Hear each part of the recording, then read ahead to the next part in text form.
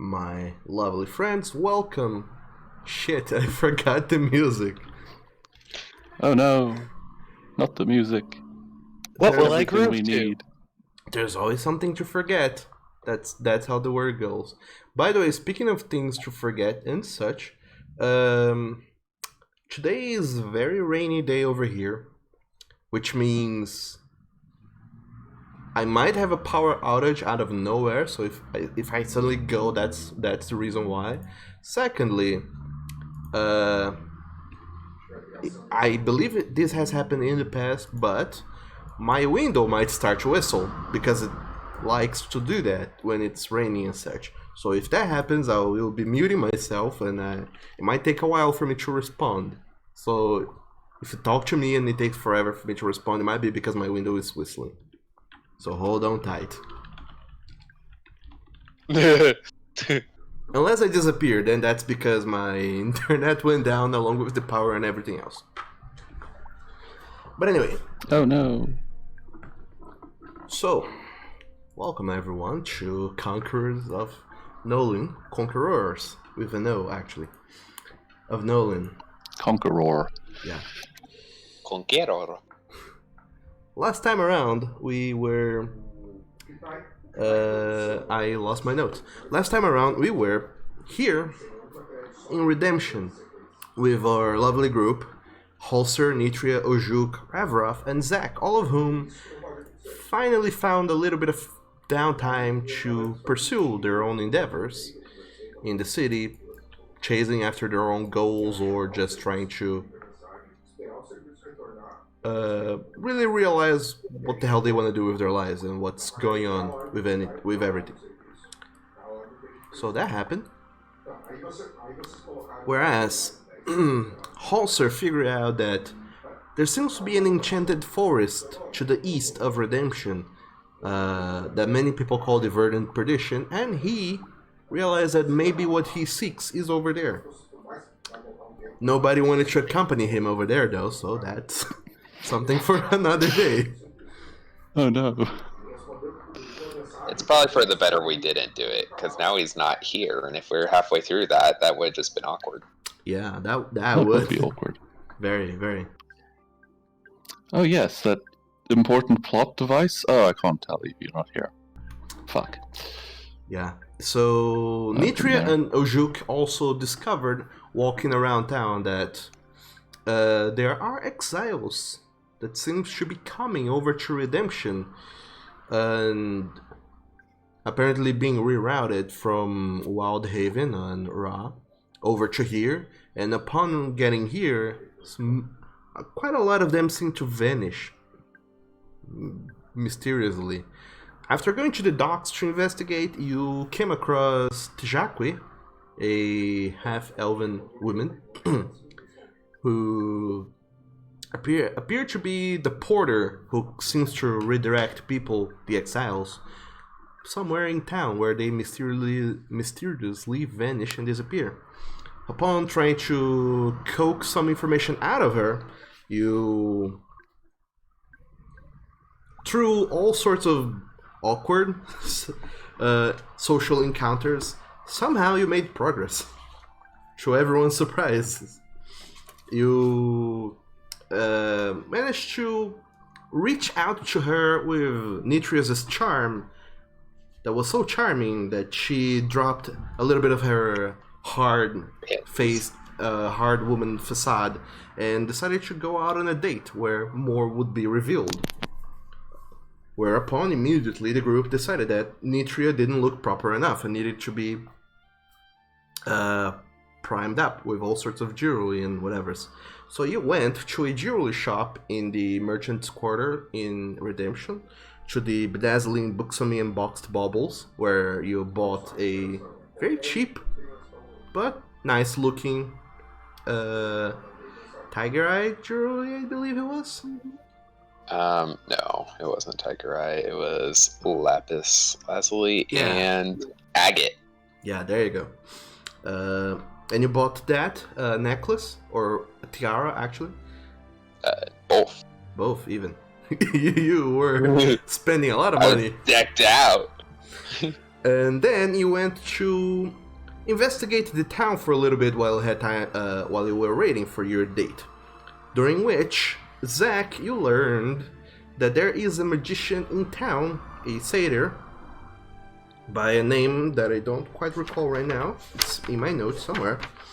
Who seems to have the part of the solution to the conundrum we have been facing.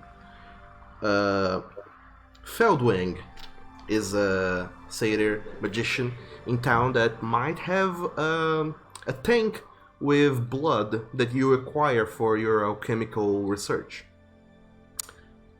Trying to seek that out, you figured out that it was very expensive for you to properly acquire with your current funds. So your immediate options were to try and talk out with this magician to broker some sort of agreement, exchange services for this tank of blood that you needed, or heist his tower and steal it. That last one does sound tempting. You did not, however, get to do any of that. You decided to sleep on it for a while. Also, on the other hand, Ravrov had an encounter with his backstory as a voice from beyond decided to torment him and apparently seemingly trying to push him to do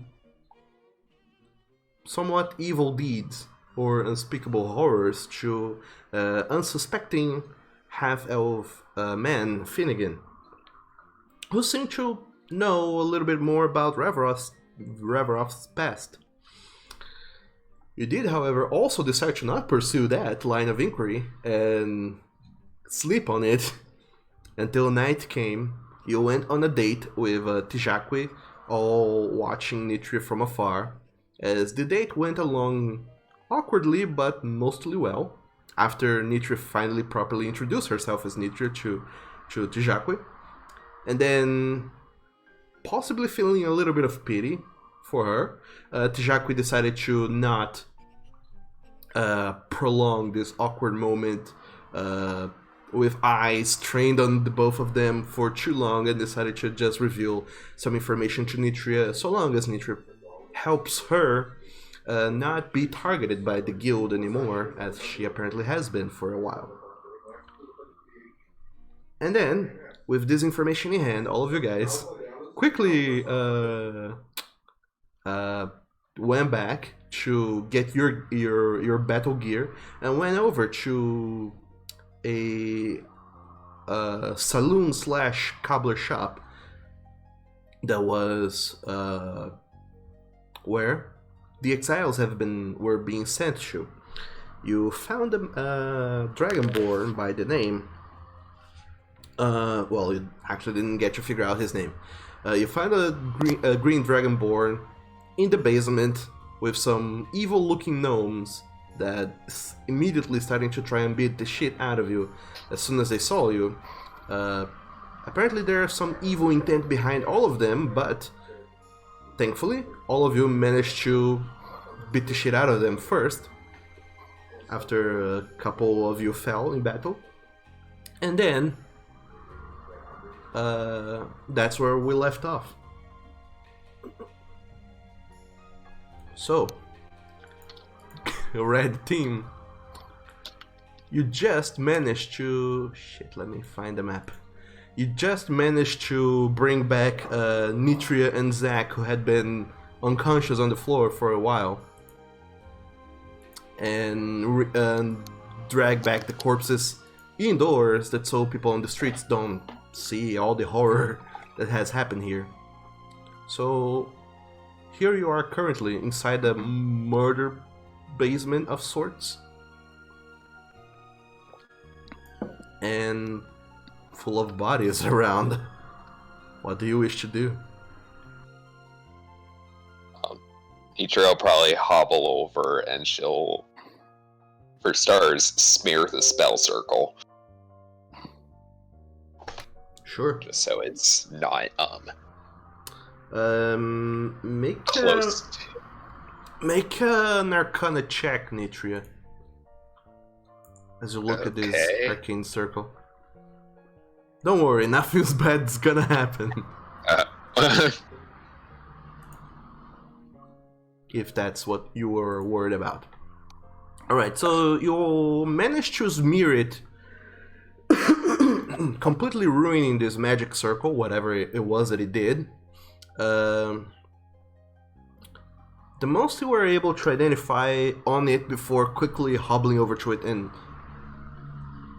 screwing it up, that's so it was rendered unusable forever, were some conjuration runes. Surprise, surprise. She doesn't have enough blood to remember what it is.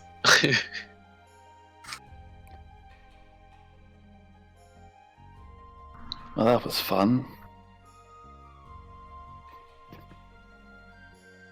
I've had fights go a little better.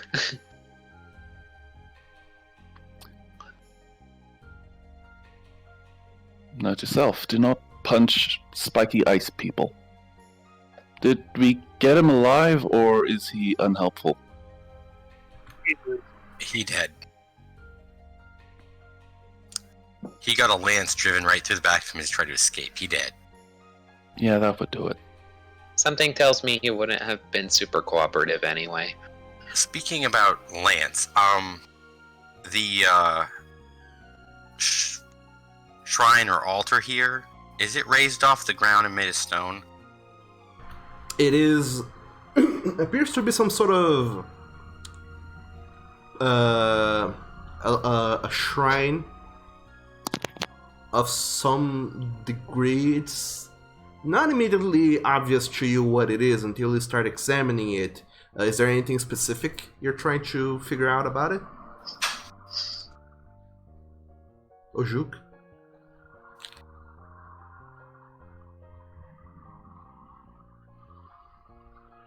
Leo? Yeah. Is there anything specific you're trying to find out about it? Just what it might be a shrine to. And do you mean that face or the actual altar that the person was sacrificed on? Because that's what I was referring to as the altar. Oh, the altar in the middle. Yeah. Okay. It seems, sorry, like it was some sort of sacrificial altar, beneath of which there was a conjuration circle sprawled in the ground that Nitria just ruined, and then there was this stone slab in the middle, whereupon there is a body atop of it, the body of a dead lizard folk. And nothing really catches your attention. These lizard folk seems to have been bled dry, but they didn't bleed dry on the altar. It seemed like they were killed or wounded very much before being brought here, whereupon they served some sort of purpose, just some sort of ritual. I'm wondering if I can use my lance to lever the altar over, so somebody'd have to completely rebuild it rather than just redrawing this circle to try this whole mess again. Sure, make a strength check. Assist with my staff. Sure, make a strength check with advantage.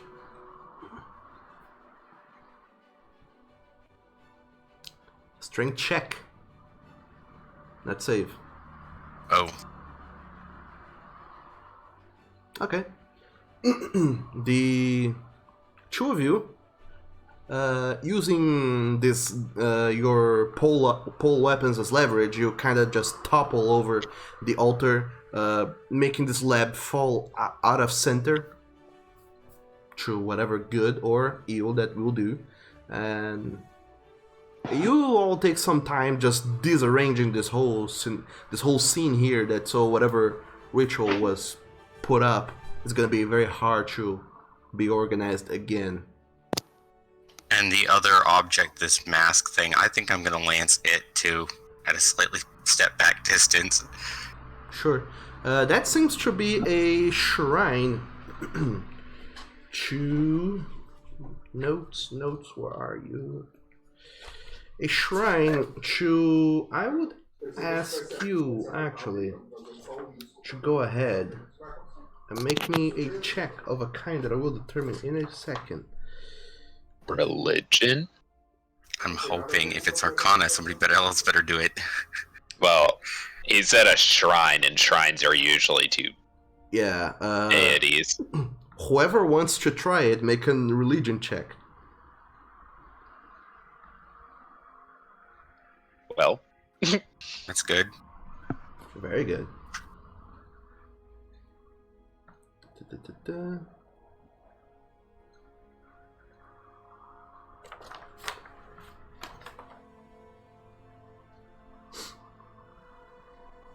Oh, would you look at that? I didn't write that down. This was a shrine to a fiendish being. Looking at it, and then looking at the scene around you, it doesn't quite matches up. From what you know about this, I would also like for whoever wants to give it a try to make a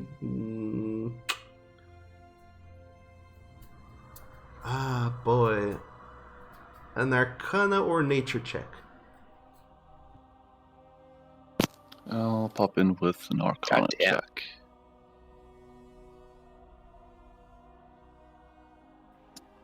Rav knows nothing. Most of you are very shaken. You, however, Zach, have read and studied some things about, other sources of power. And if you find this discrepancy very odd, that this guy apparently was employing fey creatures, and yet all of these creatures were servicing a shrine to a fiendish entity. And then, Nitria, you beckon in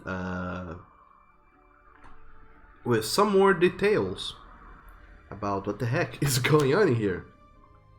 And looking, cross-referencing informations, all four of you? Pulsar's there, but is very distracted with the He's fact... there in body, Yeah, very distracted not with in the, mind. with the fact that there's blood all over the place and he just shanked a lot of people.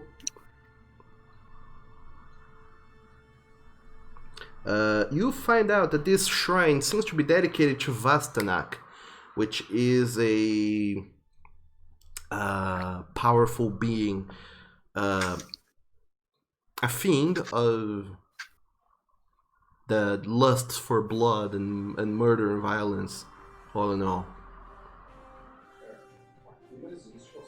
And apparently was being worshipped right here. And you imagine that, considering the fact that this guy was some sort of a mage, you imagine that maybe he had formed some sort of pact with this otherworldly being that granted it power. I am tempted to cast my one use of primal ability detect magic, to see if there's any possible protection spells or stuff that might blow up if I decide to shank this thing. I mean, I'm personally gonna need a hell of a nap after this. So, Same. I mean, you could go for it. I You'll can get it. always ritual cast these things, but Okay, Don't so mind me. what are you doing? I am detecting magic on this particular shrine in the hopes to find out if there's anything magically dangerous about it. Alright, so as you go ahead and cast Detect Magic, Ojuk, it's a concentration that lasts for 10 minutes. And looking around yourself, you do find that there doesn't seem to be any magical auras in the shrine or the altar. It seems like they were just foci, however you spell that. okay. For some sort of spell, but they were not the sources of that magical power, the source of the magical power was elsewhere. Maybe it was the conjurer that now lies dead in the floor. And yet, you sense some magic essence coming out of him. You, however, cannot detect the school of magic, though. You just detect some magical aura on the body of the guy, of the dragonborn that you killed. Okay, so if the shrine itself is not particularly sensing as some magical aura of any in effect spell or other charm, I'm gonna lance it as hard as I can. Sure. It takes you a while, but eventually you destroy the shrine, the altar, the whole thing. Okay. I guess we're done here, everyone? I mean, have we searched the body of the Dragonborn? Yeah, while Ojuk is busy stabbing the thing, Zach's been leafing through the corpse. Alright, so Nitria, Zach, and Rav, if you want, the three of you can make an investigation check to loot the bodies. Yay. I find a chamber pot.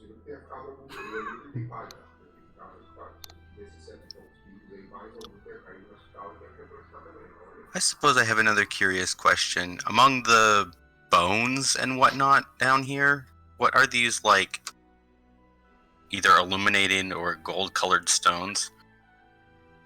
They are candles. Just candles, okay.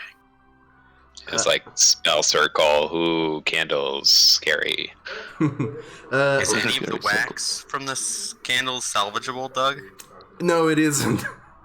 Okay. It is not. Are any of the candles salvageable?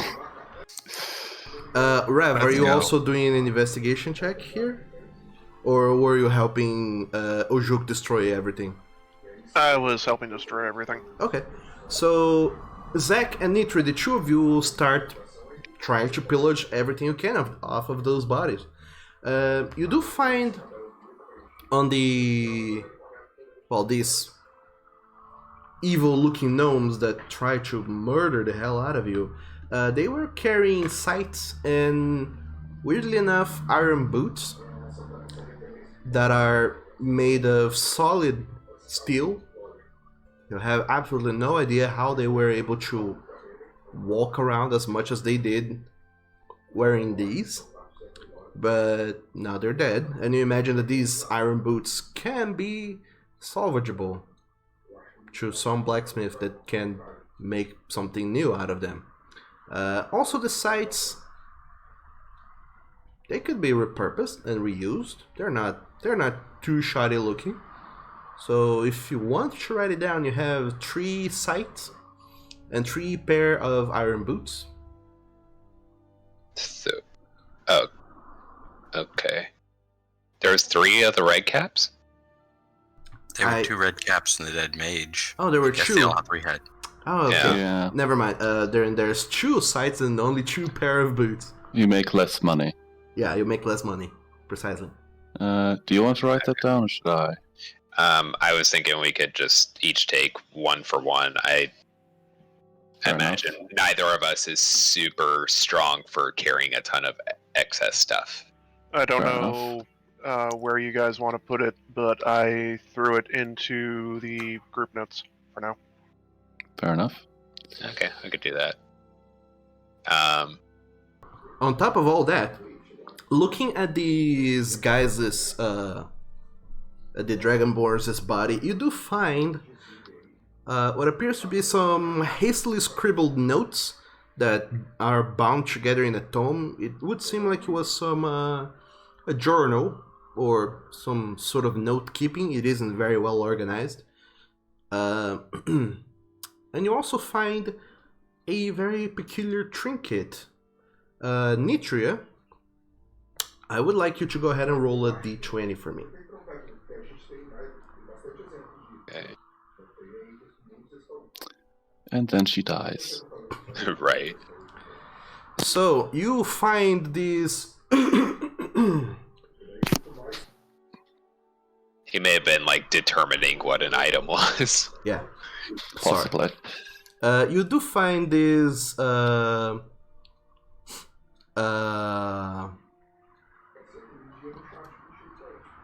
This I'm gonna add the book to my inventory, by the way. Nitria is definitely going to look at that. Okay. You find a pair of spectacles that are very bent and mangled. They're not crisp looking. And they're made of silver, weirdly enough. And seems like there's char marks here and there, like they were damaged by flame. And you see that in some parts, especially around the clips that go on the ears, there were little leather, some sort of like leather casing to make this the whole thing a little bit more bearable. And it seems it's very charred, as it was damaged by flame. So you find that, and Ojuk, as your detect magic aura is still going on, you see that this pair of spectacles that Nitria has found is emitting some sort of magical aura. I'd recommend getting them identified. They seem to be mystical or magical. Okay, well, you can probably leave them over there, and I can get to that in a moment. Is there anything else in this pile of useless dragon man? Well, you do find also that he apparently was carrying with himself 30 pieces of gold. We can just divide that evenly. Yeah, 6 per person? 7. Sure. Or 6. Yeah, 6. Look at me being good at math. Someone should probably hold on to Helser's until Helser's brain is around again. I'll mark it, but I'll just mark it as platinum on my sheet. We just remember that. Like, because I'm not going to have any platinum 60 right gold. now. Here, I'll hold his. I'll give it to him later. Okay.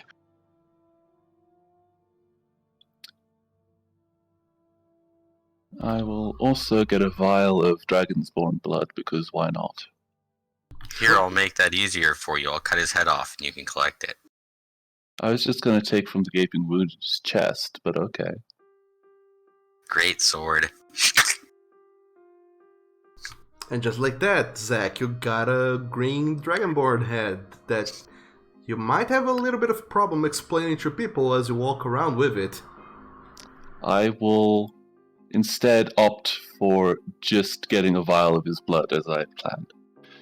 Yeah, I don't think we need his head, but I just wanted it off his body. I want to minimize any chance this guy comes back. I'll cut his horns off just for the walls. Well, we are in a stone room. We could throw it all on the altar and set it on fire. That might accidentally summon something.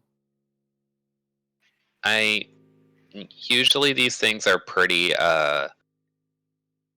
picky about the integrity of the circles, so I don't think that's a worry. Yeah, the circle's defiled, the altar's defiled, the shrine's defiled.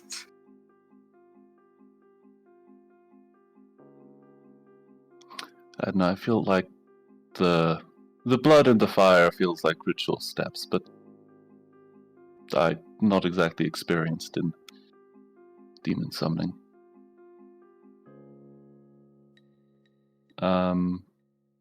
Okay.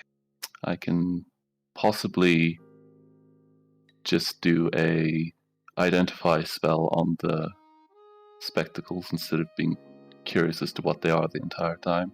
I was thinking you could identify them while we set things on fire. I'm in favor of setting the things on fire if we're in a stone room and the circle's defiled and everything's defiled.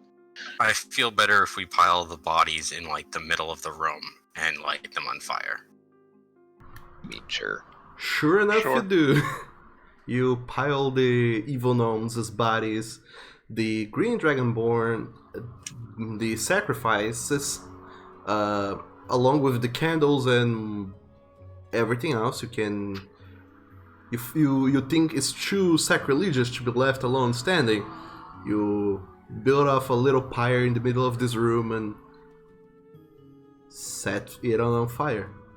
Takes a little time, but eventually a little fire starts going. The room quickly. Come again? We should. I can use an oil flask to coat them, and I can use produce flame to light it. You don't need to. It's easy enough to get a fire going without using any other sort of anything else. And It turns out red caps are highly flammable. apparently. And so, quickly enough, the room starts filling with a horrible smell of burnt flesh, hair, and all other such things. Also, the room starts getting a very smoky, as smoke just comes out of it. This. I was think we gonna should say leave. we should. Well, I was saying the identify should have probably been going on while people were working on doing the burning thing. So the identify probably would have been done by the time the fire had gotten going. Sure, identifying items takes quite a lot of time, so it's all right. 10 minutes. Yeah, right? 11 minutes, but piling up bodies and setting it on fire takes even longer, so you're good. As soon as you set things on fire, I imagine that all of you guys just abscond away from this building. Yeah. Yep. Closed doors behind us. Sure. Hope Just ignore the smoke coming out of that building, guys. It's fine. that the fire doesn't spread out of the stone into the woods somehow and set the entire town on fire. The fire probably won't spread, but the smoke will probably make its way up out of the building. Probably. I wonder what The owners of the place will be very surprised tomorrow morning. Mostly because the door handle is missing and because they can't breathe. Yeah. It's well, as soon as you leave the place, you leave, and shortly after there's a column of smoke following right behind. So you decide that it's better to start seeking some sort of place where you can rest and recuperate after this very horrible encounter you just had. Meanwhile, as you're leaving, Zach, you start sharing with the party your findings regarding this pair of spectacles. And what you find is something very odd. You can't quite describe the magic contained with this item. It seems mysterious. It's the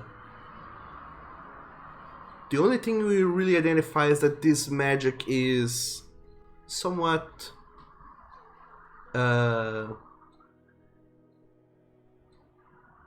it's not of this plane.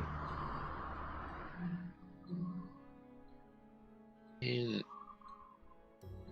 And that well, that's whatever good. whatever magic this item contains was created and imbued into it elsewhere, in a place where magic seems to operate a little bit differently, and your identification techniques don't quite make it. The best you can tell by looking at this item is that it seems to have some sort of either illusion or transmutation property to it, but aside from that, you're not entirely sure. question for the rest of the group. Do we want to head back to the inn or back to the Hunters Guild? Nitria would want to go back to the guild, but something tells me certain party members who rushed to out one of their members probably wouldn't want to stay there, so I'm not totally sure, I guess. In character, a bunch of us don't know this. I mean, in character, a bunch of us don't know that somebody's been informed that somebody outed them. Yeah, Nitria already went back, because that's where she's keeping her stuff. Alright? Question for the GM. On the way back that way, is there the possibility of finding a questionable merchant shop that might sell me a set of thieves' tools, even at this late hour? Not at this late hour. You would need to do a little bit of researching and inquiring and pretty much just you would need to look around. So definitely morning activity. Gotcha. Well, at least not right now, but later perhaps. So The Nitria would inquire about the identify of the spectacles. Sure. Zach, you don't know much. You wonder to yourself if there is someone else who knows more of this, of the nature of this item. And luckily for you, there is a whole mage's quarters and a guild that seems to have dealt with fiends before. In fact, they recruited you precisely because you have dealt with fiends before. So you wonder if they know a thing or two about these things. So, party, where are you going? And what are you doing? I guess back to the Hunters Guild to rest. Yeah, probably rest Makes time. sense. And Nitra is also gonna rifle through the book she found a little, the notes. Okay. So all of you make your way back to the Hunters Guild, whereupon you find solace and rest. And on your way there, you also find a lot of people desperate with a sudden column of smoke that seems to be rising in the middle of the merchants' quarters. And you see a lot of people rushing that direction, whereas you go the opposite direction. To cut matters short a little bit, a lot of you guys are damaged, wounded from battle, and it would take several days of rest for you guys to fully recuperate. Definitely less time because you have Ujuk who can heal you. Not that much, and not too oftenly, but it will take you guys some days before you're back at full strength. I mean, yeah, I was planning to rest some anyway, but Assuming, let me see here. I would say, from a roleplay perspective, Nitria would have gone to the docks either with or without the party to tell Tijakwi that the dude who is trying to summon things in the basement has been impaled. Has been unsummoned. And For from his- reference, yes. after the first night's rest, I could cast Goodberry 3 times and make effectively 30 hit points for people to consume. That it could. Yeah. I Go on. am 12 HP down. Yeah, that. Well, you would recover some just by resting, but yeah, it would take you. I'll say just to cut down on calculations, it would take you guys 2 days to fully recuperate. 1 day to recuperate all of your hit points, and the second day just recuperate Ojuk's spell slots. Okay. Uh, Makes sense. But it's not like you guys are the ones keeping track of days, so it's okay. Nitria, looking at the notes from the guy, the Dragonborn that you just killed, it would seem that he was indeed a warlock that seems to have made some sort of fiendish pact with an entity from the Abyss.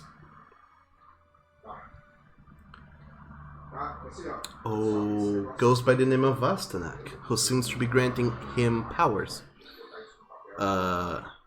Fell outwardly powers that no person should have, at least according to your order, since powers that come these easily are usually not respected enough and put to bad use very frequently and very rapidly. And you infer that it would be best that these people no longer walk the earth. Is there any mention of other warlocks or other people who might be participating in whatever they were doing? Yes, there are mentions in it of other people, other warlocks. Not all of which is immediately clear. It seems like they were talking in some sort of cipher, They didn't sign off with their names and locations, they just sign off with letters, so at first it's very hard for you to be able to tell who is who, and you would need to do some research on your own and possibly ask other people other people in town to find out more about who these other warlocks might be. But apparently this guy was not the only worshipper of this entity. If Nietzsche is going to talk to Tijakwi, who has a bunch of connections, that seems like a decent place to start. That he does, yeah. While they're doing some of that day's research, was I able to find someone that would sell me the tools, the thieves' tools in town? Before I get to that, you also, Nietzsche, find out that what this guy was trying to do with the exiles was offering them as some sort of sacrifice to this entity, to Vastanak. And while to a degree it certainly worked, there were a lot of dead people in there, you also find that he mentions time and time again very, very evil ways that he attained to open up a portal, a very brief, quick portal to bring the sacrifices to the abyss. And you imagine that by looking at these notes, it would seem that this guy didn't open the portal himself. It was some sort of collaboration between this guy, who by now you know that his name was Rukol. Some collaboration between Rukol, the Green Dragonborn, and Vastanak. The two of them working together could open up a portal to the abyss through which the exiles were sent over to serve as sacrifice or infernal slaves. And you imagine if that's where other exiles went to. So, hold on, and let me see if I got this straight. So, a portal is being opened by Bastianak, and the warlock is offering the exiles to them through the portal as basically slaves. You seem to get that that is what has been transpiring for however long, yes. Okay. It would seem like both Rukol and Vastanak together, casting some sort of spell or whatever, were able to create a bridge between planes and open a gate. You're not entirely sure how planar travel magic works, but it seems like these guys had some sort of that going on, which seems awfully dangerous. So, do I get the idea that the portal is a thing that is constantly open, or like they open it on a case by case basis? Basically, I have a person for you to enslave, and it would seem like the portal was not always open. It seems to be open only in certain very specific occasions. In fact, there is a lot of dates on the notes that he seemed like he wrote down dates, and okay. For when the portal was being opened and exiles were being offered a sacrifice, all of which seems to be about 28-ish days apart.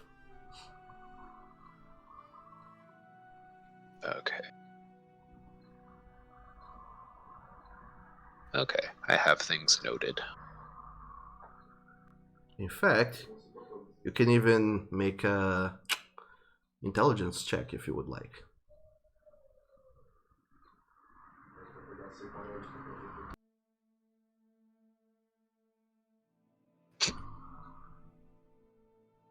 Boy, they're very particular about their days. I mean, I kind of gathered it was a once a month type thing. That seems just kind of basic intelligence. Yeah. Or lunar cycle nonsense.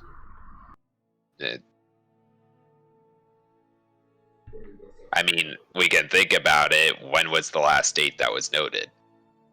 The last date that was noted was the day where you guys went over to hack him to pieces, which was the 22nd, if I'm not mistaken. Dear diary, today I was murdered. Nah, not quite.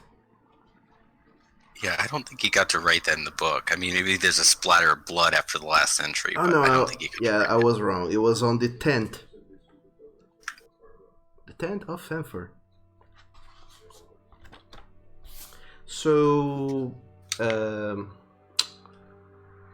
was the last date. Where anything was written down on. Okay, so I mean, I'm guessing it's every 28 days, and we know the last date, so we know when the next day is. So I mean, we'll be fine. Yeah. We know when to expect things. You also feel a shiver down your spine, and your stomach seems to sink a little bit as you read through the passage, and the general idea you gather is that they did offer a sacrifice on that day, just a few hours earlier than when you guys were there.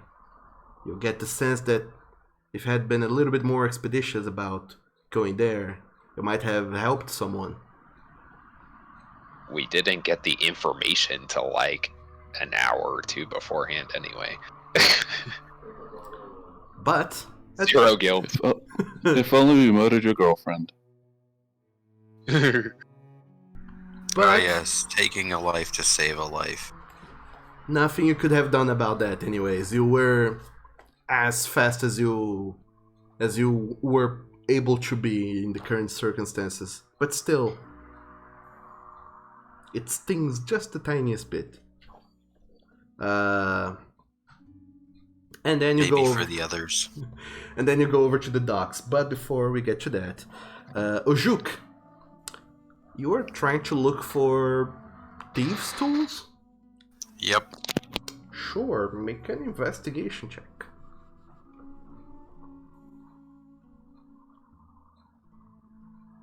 Oh heavens.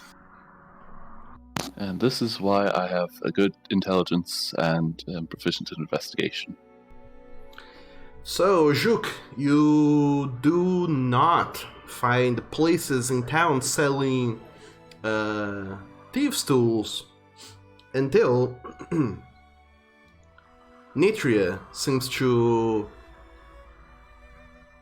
offhandedly mention this to Chijakwi, who seems to be part of a somewhat criminal group, and it would seem like they have thieves' tools to offer.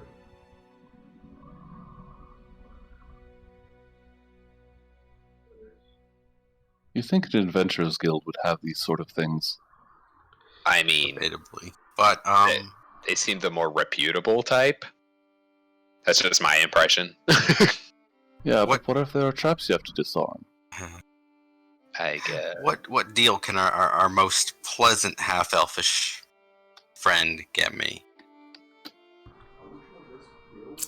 Well, because you did spare her life and is trying to hope to work with her to get things going, she will grant you a little bit of discount. Sure, why not? Just let me fetch how much that discount actually is. Let's go. Okay. Standard item is 25, I believe. I think standard is 30. Or is it 35? I'm pretty sure it's just a flat 30. I think it ends in a 5. Okay, so she Let's find will out. gladly offer you the thieves' tools for only 20 gold pieces. Okay. Definitely do that. Oh, you guys are right. It's 25 gold piece. Is the normal is the normal price. Okay. By the way, a thing I completely forgot about that I was gonna do a while ago, but like I said, I forgot about it. I'll deal some cards to you here at the beginning of the game. That's your inspiration, so to speak. And then you have cards, which I believe you can see numbers for them. On the other side of them, possibly. Yep. The idea is that at any moment you make a check, you can use that card to increase the value of that check by whatever number is on the card. Is Ace 1 in this Interesting. situation? No, Ace is a 10. Ace, Jack, Queen, and King are 10s. The rest is whatever number they Okay. are. So 2 through 10 with a lot of extra 10s. Awesome. Yes. So if you ever make a check and you want to succeed, you can throw that card in to get that going. If you want to Because succeed, hope you have a Jack and because inspiration is hard to award, and I can never really keep track of that. So there you go. yay. So, yeah. You find the thieves' tools for 10 gold pieces, which, well, not 10, 20 gold pieces. 20. Which You he won't sells. complain. But no. And that's that. So before we get to what the rest of you have been up to, Ravroff, was there anything you wanted to look into as you were recuperating with the rest of your friends? Well, since I don't need health and my spell slots come back very quickly, I think I'm actually going to go check in on Finnegan. Are you going alone or with your party mates?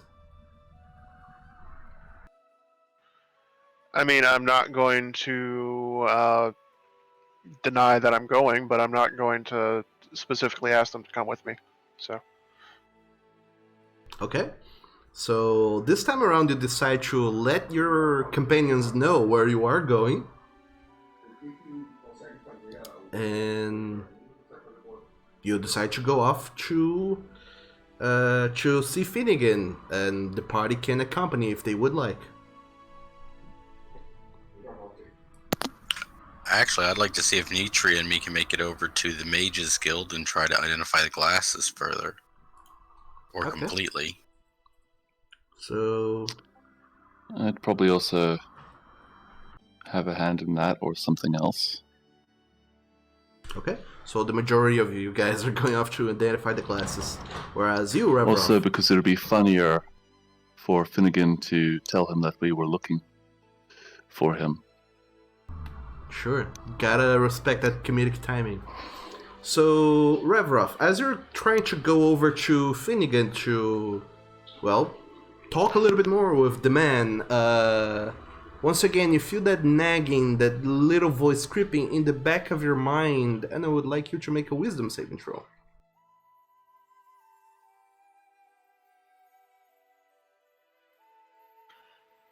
oh boy. Oh boy. Uh-oh, what'd I walk into? I'm seeing wisdom saves.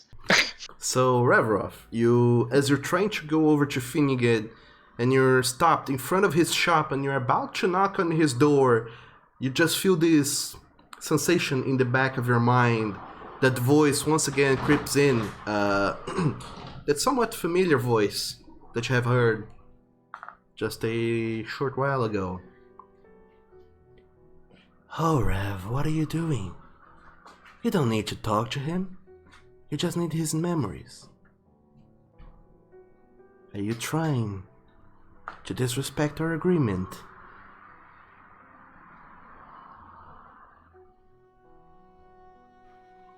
I told you to How get... am I supposed to learn what he knows without talking to him?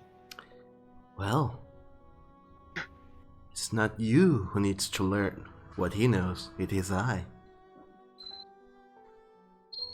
You just need to prepare I him seem for to be me. I seem to be the middleman here, so it seems like I would need to learn what he knows in order to pass it on to you. Well, I suppose I could always just feed off your memories again, after all.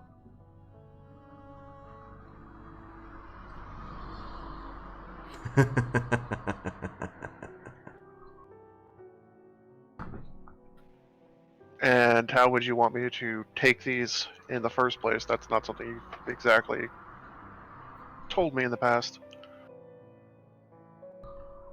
As you try to look around Reverov and talk to this voice, it doesn't seem to answer.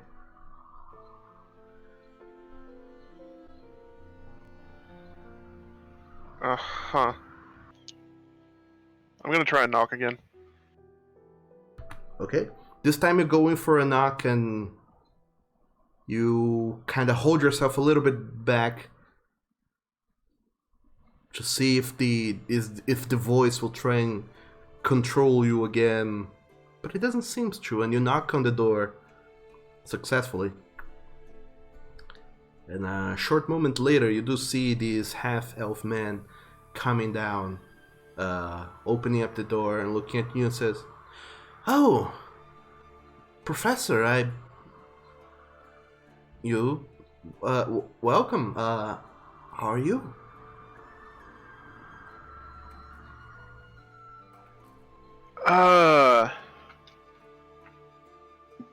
I've been better, honestly. I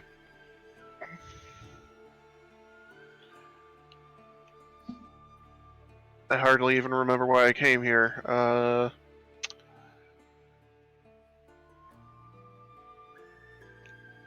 You seem to know more about what happened 30-some years ago.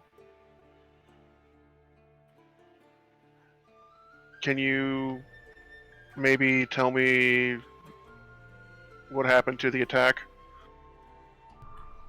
During the attack, or if there was even an attack? There was not any attacks, no, but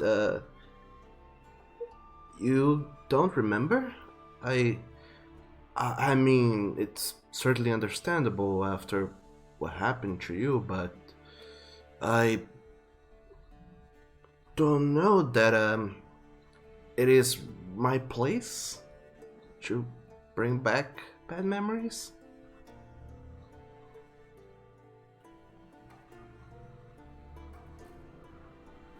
I mean, I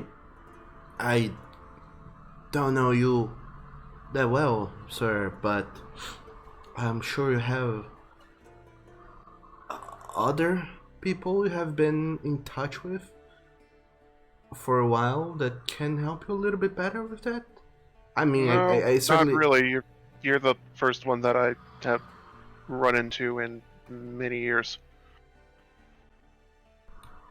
Okay, I will. All right. Do come in, please. And he stands aside and lets you in on his still being built shop, where the two of you can sit down and talk for a moment. I go in. Well, it certainly is not something I would have expected to be the one to tell you again how that happened. And to be honest, I don't know much. I was but a student at the time everything went down. So how much do you remember, Professor? Honestly, not a whole lot. There's been this condition I'm under where every so often my memory just blacks out and is removed to the point where all I have to go off of is a vague recollection of an attack on a temple and everybody I know being killed. That is not too far off from what happened, but there was no attack per se. I don't think it was.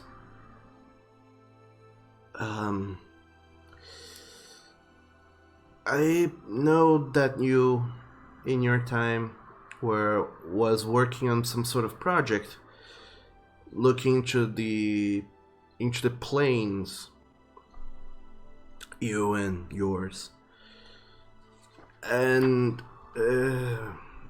38, 7 years ago, I think 38, give or take. There was an accident. Some people talked for years about what happened. It was just some release of energy all over the world. I think it happened during the Fifth, in fact, where there was some accident in your laboratory and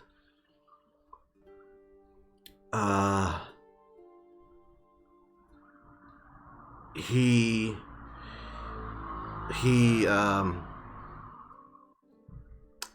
did not make it with the accident.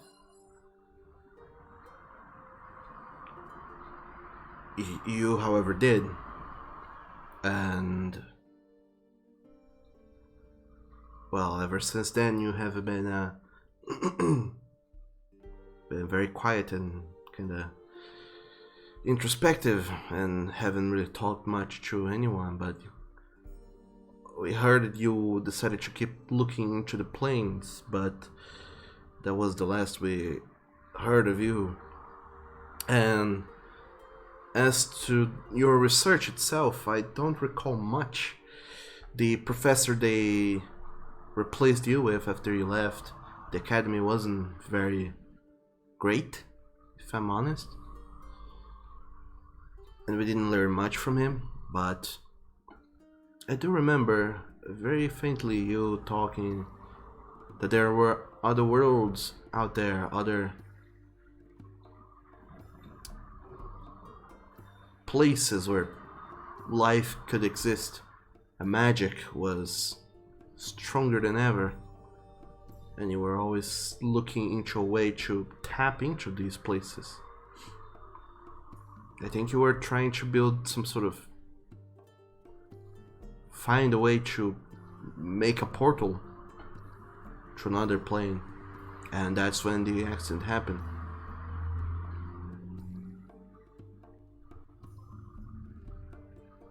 I don't know if that clarifies enough for you, Professor.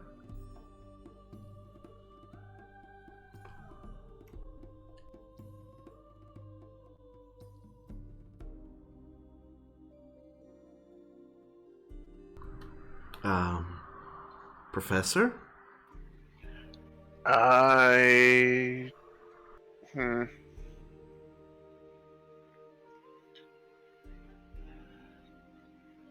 Going to be tapping my fingers on my book that I've been writing in to this point, and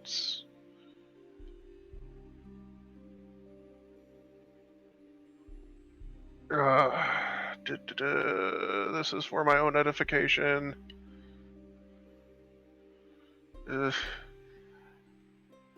That's very interesting. Do you mind looking this over and telling me maybe why there's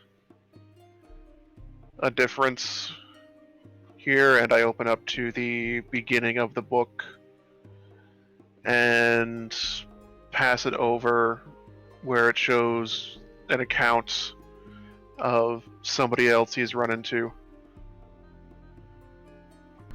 And honestly, he's hoping that, or honestly, at this point, he doesn't believe him at all, and he's hoping his patron will give him something for passing over this artifact. Okay, so you're handing to Finnegan your book. I'm handing him the Book of Shadows. Okay. So Finnegan, he looks at the book with a little bit of a sure, and he just reaches over to pick up the book and try to look it up and read at everything that is written there, mostly. And while he does that, just for kicks, Nitria, I assume you're trying to get to Revrov after seeing that he's vanished. Yeah. I initially would have just followed him, but I was gone for like 40 seconds and things happened.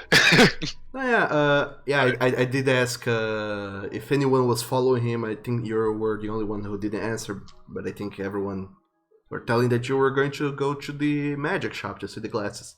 So I will ask you, Nitria, to make a dexterity check just to see how fast you get over there. Okay. I guess in this case we'll be following her since we were to a different location. Now she's heading off. Sure. Well, I mean,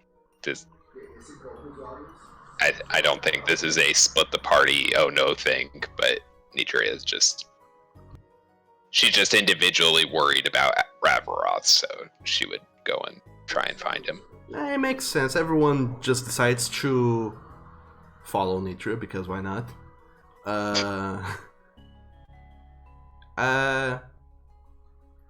It takes a moment, and you're not entirely sure how long, but as Finnegan is about to reach for the book and grab at it, there's a knock on the door.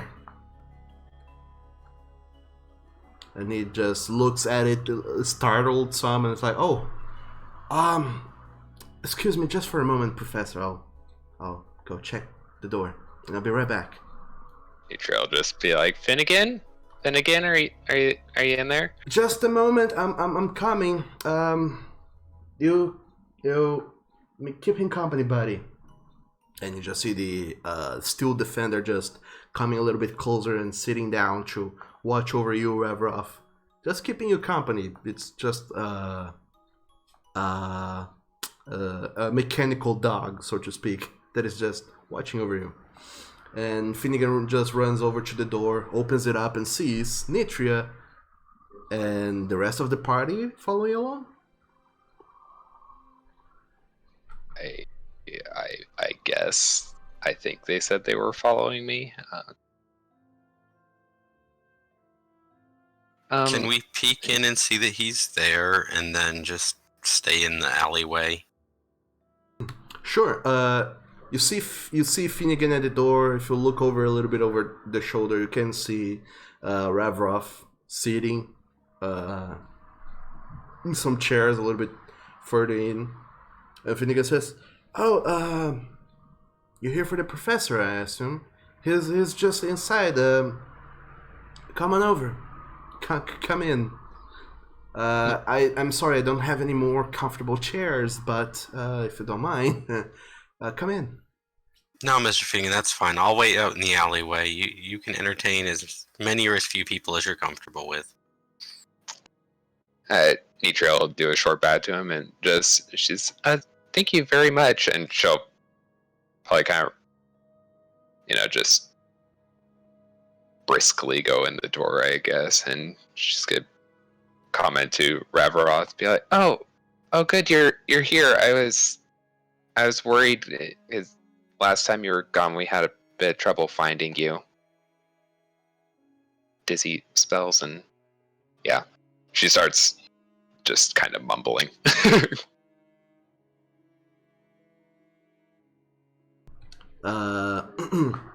So Revrov, as you look to the side, you do see Nitria there, apparently worried about you. I imagine Zach too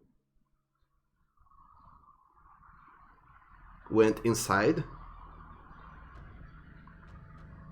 or stayed outside with Ojuk, one or the other. Can I play toss the kobold while we wait to find out where he went? Who are you tossing me to? Let's just toss and catch you if you don't want to go inside. The alley no. wall. No. It's like wall ball from elementary school, but with a kobold. Oh, No. no. The kobold is sad. So,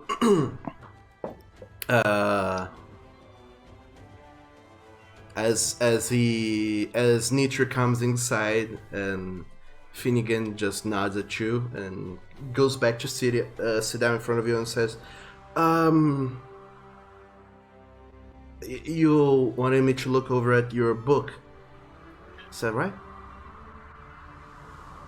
Professor?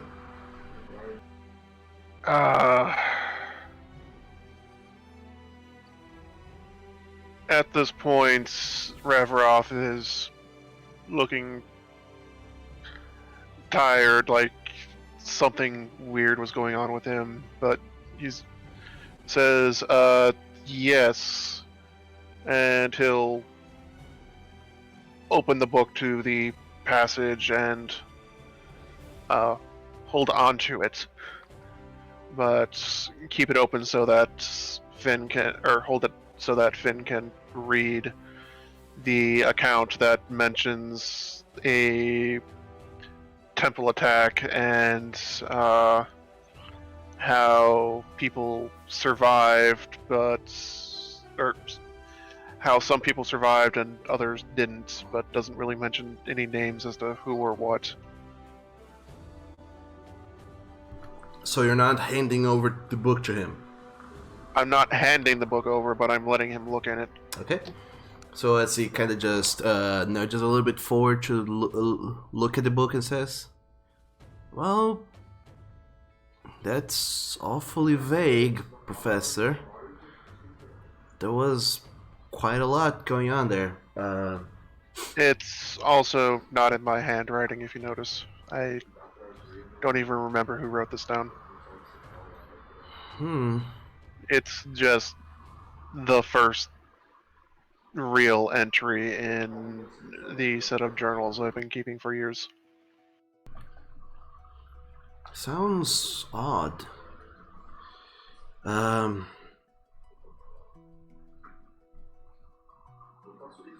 You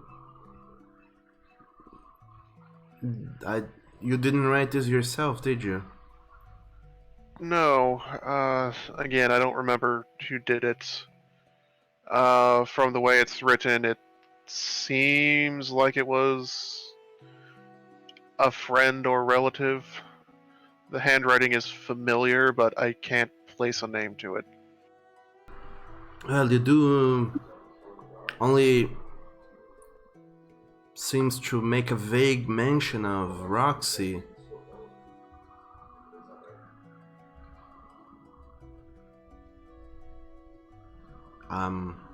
I believe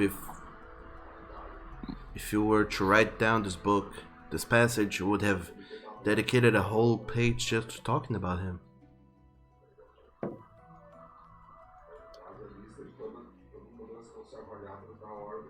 Or at least a single page, if not a whole book, just talking about the man. I do flip like 2 pages earlier where it's just an entire stream all over the place of Remember Roxy.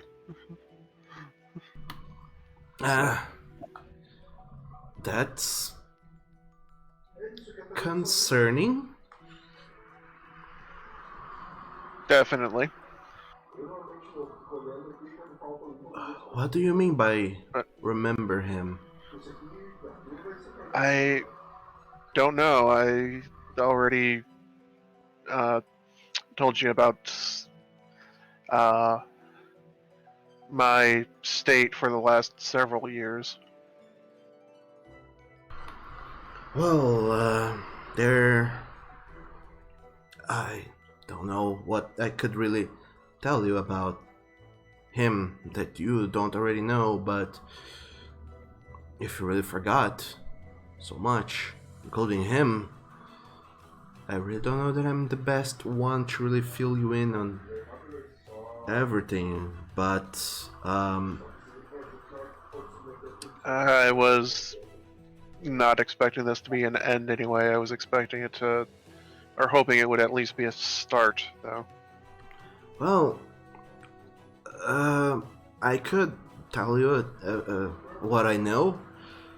So regarding him, and as you see that once again, Finnegan is slowly starting to talk.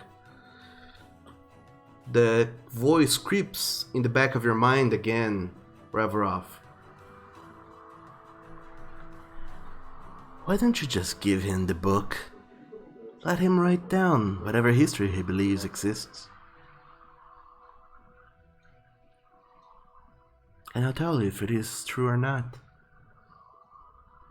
And maybe just let him write his own stories in there. Do that, Rev. Why don't you give me some proof as to the fact that who I've been looking for is actually alive, as you've led me to believe for the last however many years? I actually say out loud, or whisper, so Nitria probably heard it. Yeah, both Finnegan and Nitria probably are startled that you suddenly seem to be talking to a third person who is not really there. And the voice, once again.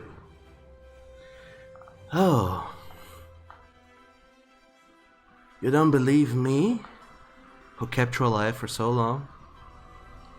Who gave you purpose for so long? At this Alright. point, I'm getting a lot of conflicting information, so a little bit of evidence, one way or the other, would be outstanding. You know, Rev, I really love some drama. So why don't I make you relieve that drama, just so you can see what really happened that day?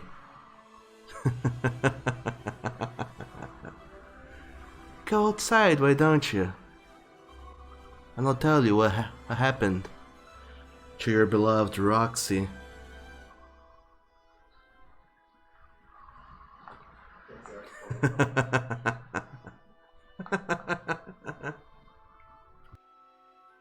There's definitely an eye twitch, and I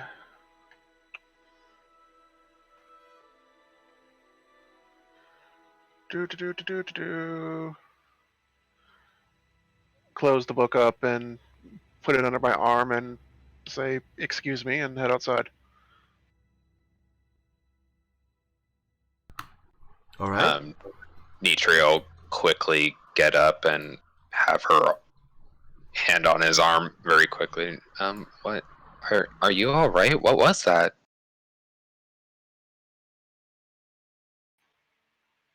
I think we're about to find out. What? What? And I mean, by that point, we're probably at the door. Sure. So, as you all walk outside of the. As you all walk outside, you do meet with Ojuk and Zach, who have just been standing outside doing whatever it is that you guys are doing. Dropping Playing the Toss the Kobold. Apparently. So, all four of you walk outside. I'll say for the purposes of this that Holster has been particularly very popular in the bars, being very good at downing ludicrous amounts of liquid and still operating after that. So people keep just kind of pushing him and placing bets and just going wild with his show/performance. Oh no. And he's off carousing for now. That's why he's not here. I bet I can down a bubbler maker and then throw up just a shot glass. In any case, as all four of you guys meet outside in the alley,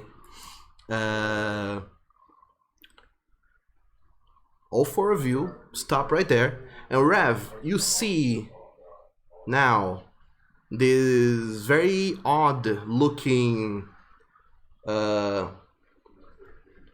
shimmering in the middle of the alley. Does everyone else see it? Yes, everyone else sees this shimmering in the middle of the alley, but Rav is the first one that notices it. He might point it over to you guys. And as soon as you see this shimmering in the middle of the alley, it kind of starts to expand and take form. That's not a good thing. And the shimmering that expands and starts to take form looks like a dragonborn. That's not normal. And then you hear this ethereal voice coming from somewhere that sounds an awful lot like Ravrov's voice, that just says, "Something's going wrong. There's an overload somewhere. Roxy,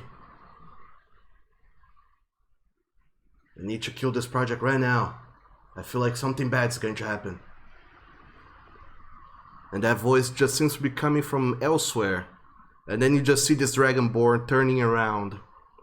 And for the first time in what feels like forever, Rav, you see the face. You see his face. Roxy's face.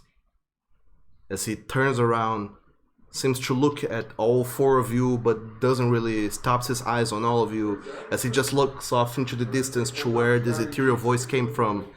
And you hear Roxy just saying, "No, we need to keep going. This is our chance. If we stop right now, we might not have another." And then you see,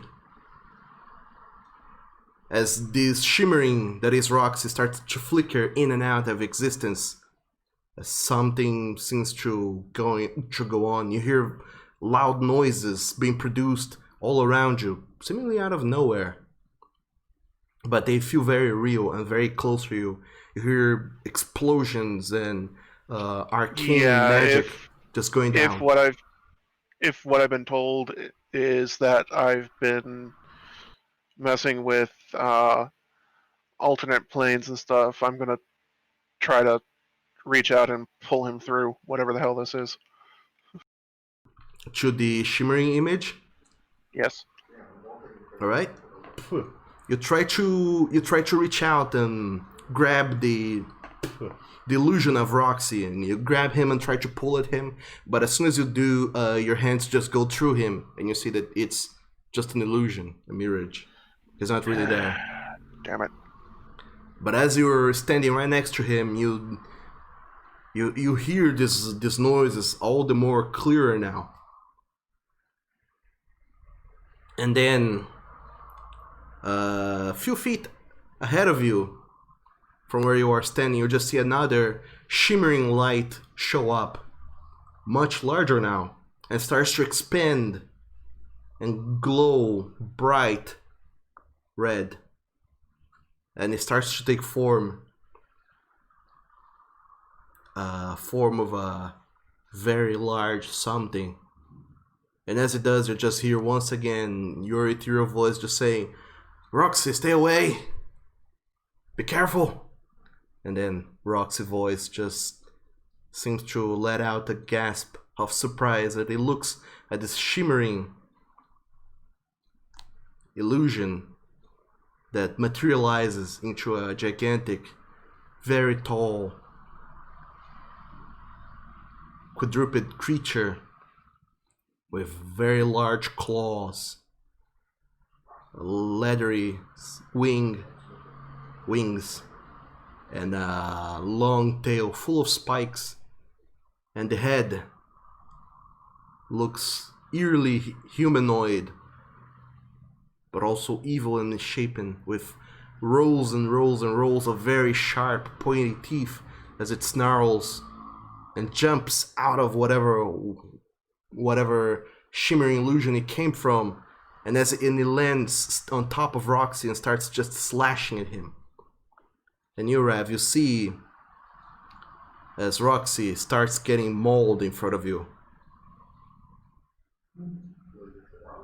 In greedy, gory detail, just see after slash after slash after slash, Roxy is reduced quickly to a pulp.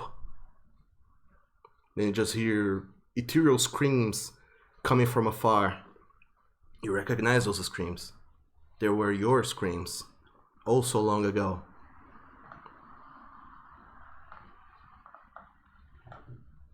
I kept him alive for you, Rav. All you had to do was give me stories, give me some drama. But I don't think that this is dramatic enough. I did tell you that you were going to relive it, so why don't we see how that goes? And suddenly, this illusion of this creature that seems to be mauling at Roxy, it starts shaking and shuddering, and you see that it stops reflecting light in a weird way. It was somewhat translucent, but now it starts taking solid form. And then it seems to land, and as it lands, all of you now feel its big paws on the stone, less than 20 feet away from all of you guys, and it lets out a mighty roar that all of you hear and feel as this creature comes into existence and seems to be looking straight at the four of you guys. Well, fuck. Well, This is interesting. So, that was a thing. I would like for all of you to go ahead and roll for initiative, why don't you? God damn it.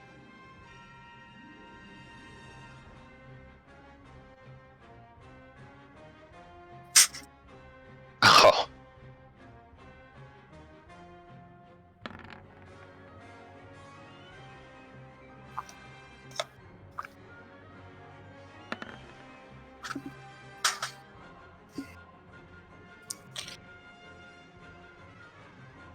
Alright, so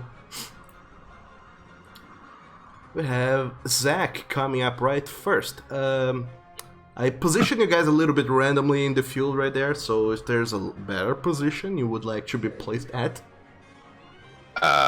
Where's the door? Is that up above us? It's behind you guys where Ojuk is, sorta. Oh, that door. Oh, okay. Okay. Nature would have So been next to Rebel. I'm probably next to a juke someplace. I don't know. Sure. And Hauser, unfortunately, is nowhere to be seen. So, Zach, Oh, no. you're up first. What are you doing?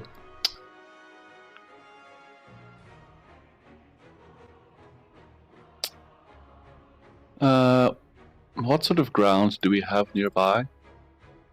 It's stone, but where the creature is standing, that darker brown, is packed earth.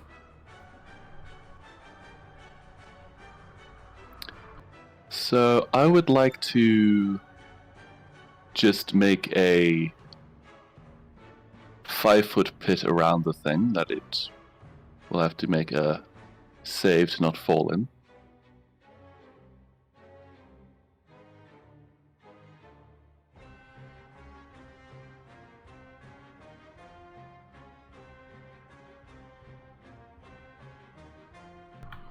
Alright, so you're removing the ground underneath the creature.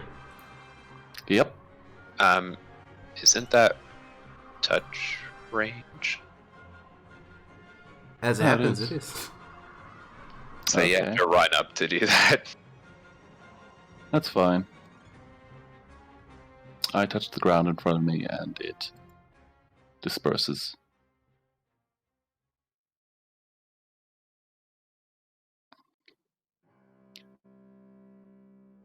It's 35 feet of movement. I think you get within 5 feet of it. Yeah, it doesn't say you have to remove all of the earth. Theoretically, I think you could just remove one of the squares beneath it. Yeah, but it's not going to fit into it.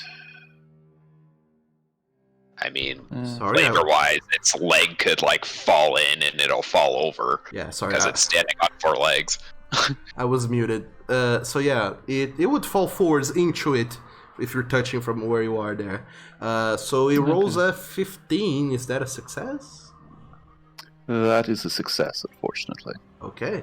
So, So the hole is still there, though. sure. You make a hole in the ground and the creature moves back to not fall into it. Let me draw a black square in the map. That is... well, there you go. That works. It's a hole. And, yep, Actually, no, the it's creature useful has... terrain. The creature has flight speed. It doesn't need to stay away. So that's your turn. Are you doing anything else, Zach? I will use my bonus action to imbue my weapons with cold. And by my weapons, I mean my dainty little claws. Sure. Sounds good. So, as you do that, next up is the creature, a paragon one. So it's gonna go ahead and fly over this pit that you just opened and land right behind you, Zach. Turn over to you, and it's gonna go ahead and attack you. Actually,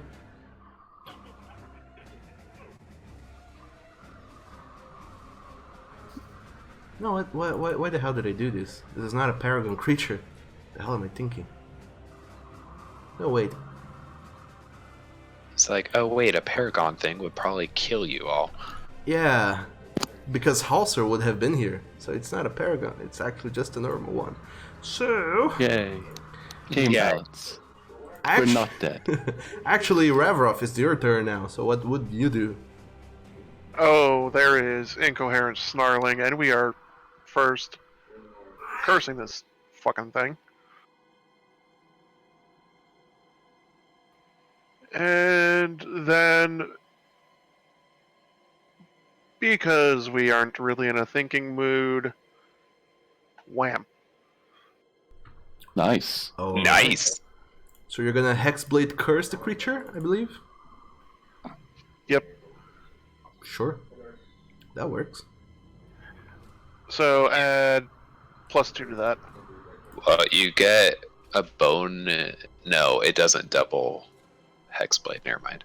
Nah, it only doubles dice. Yeah. Yeah, I was thinking hunter's mark, which is actually dice. So that's a 13 plus 2, that's 15 points of damage on the creature. Not bad. Alright. And he would not be moving away from this thing. And I have no other things I can do. So Okay. it's the end of my turn. So as your turn comes to an end, it is now the creature. And as the creature snarls and speaks out loud, well, it just snarls, but as it opens its mouth, you just hear a voice coming through that is very familiar to you, Ravrov, but now it's the first time the remainder of you hear this voice. Oh, you, Ravrov. You never cease to amuse me with your dramatics. Come on, give me a show. And it's gonna go ahead and attack you with a claw attack. Checks out. And it misses you with a 13.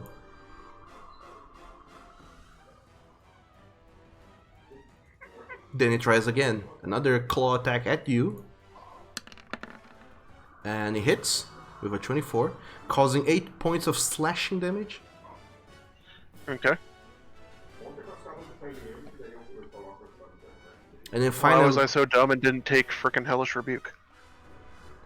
Who knows? And lastly, is gonna go ahead and try and bite you.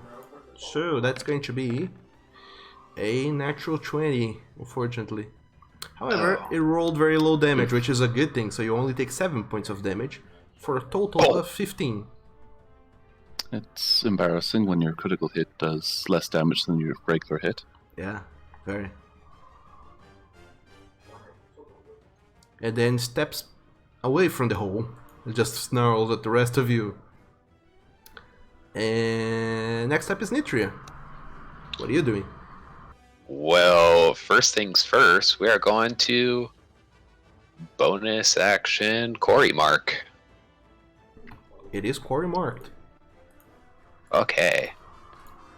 So, we'll just scoot over here because, haha, shit tons of movement. 5, 10, 15, 20, 25, 30, 35. Yeah, that's plenty.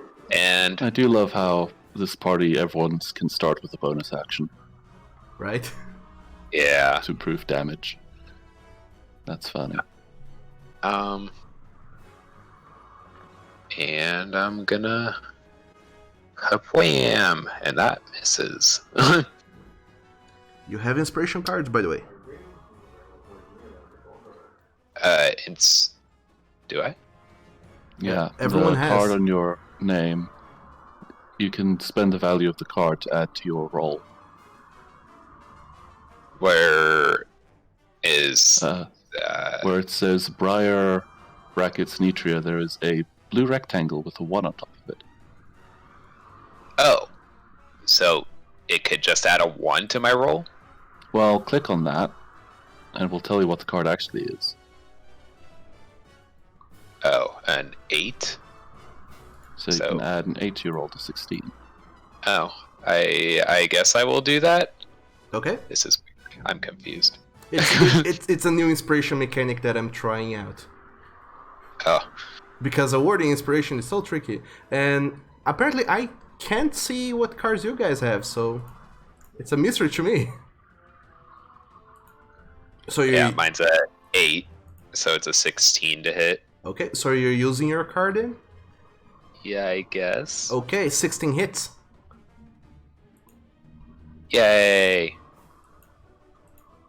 And that causes 8 points of damage, is that right? Yes. Okay. Oh wait, I got flanking for that, and I think you never mind. put that It's in. fine. Yeah. 10 would have No, missed. I put quarry mark in, not the flanking, but I just forgot to check my flanking box. Anyways, yeah, I think that's all I have. Okay. So that is your turn, Nitria. Next up is Ojuk.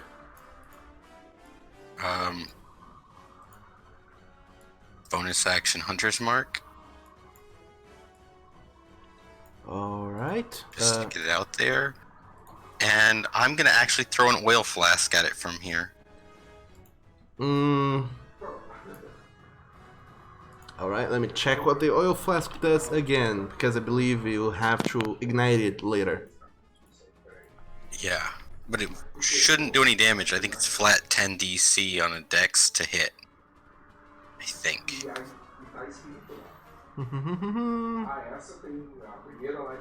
Yeah, make It a might be a ranged 10 DC on the area. make a ranged attack against the creature, treating the oil as an improvised weapon. So you only use your dexterity modifier for this. Wait, what was the deck save of the thing when you first rolled for the pit? It was Zach's spell save. No, like the save that the thing made, because I think you had it as a paragon and it had a big boost to dex when you made that save. It doesn't get boosts to stats. As a paragon, it only But gets it rolled a boosts. 16. Oh, Yeah. I just thought because it's initiative drops so much. Never mind then. No. No, it actually. It had two there- initiatives. Yeah, one was 10 higher Oh. than the other. Okay. Yeah, that's what happened. But no. So, And unfortunately, that's my turn. okay, fair enough.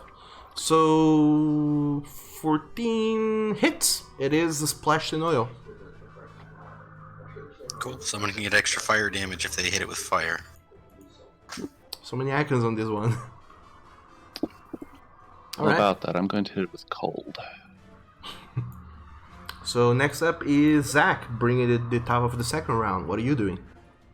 I'm going to move around my conveniently placed hole. Okay. And then I'm going to claw at it Alright.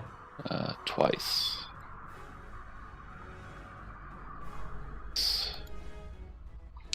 16 hits. And 21 21 also hits. hits. So that is 8 plus 6. That's 14 points of damage. The creature is bloodied. Yay. That's everything I can do in my turn. Alright, next up is Ravroff. As you see the creature looming over all four of you-ish. What are you doing? I am not in a thinking state, so we're just going to what I'm. You see this old dragonborn way beyond his ears, just bonking at this creature with his staff, and that 16 will hit for 13 points of damage. That's good.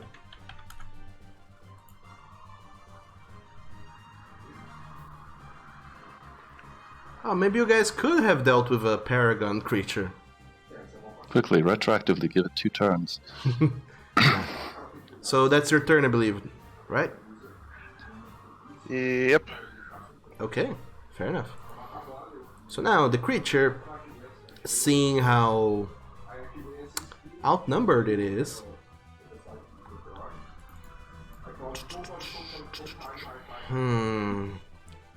such a risky maneuver to do that.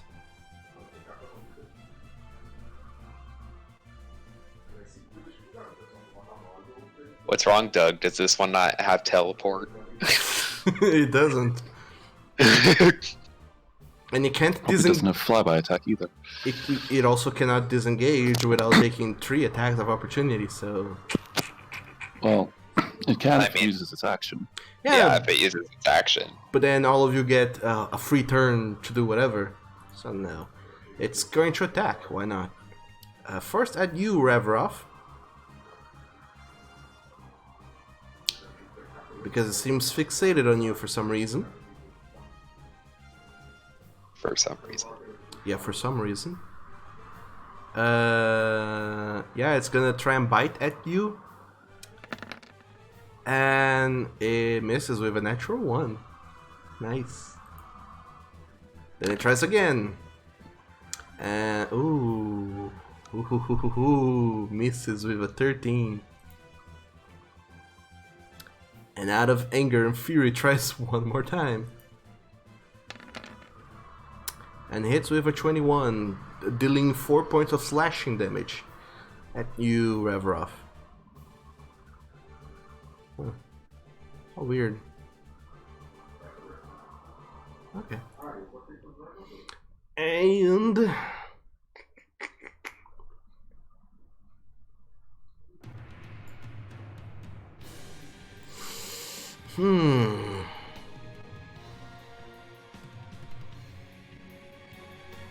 Yep, dope.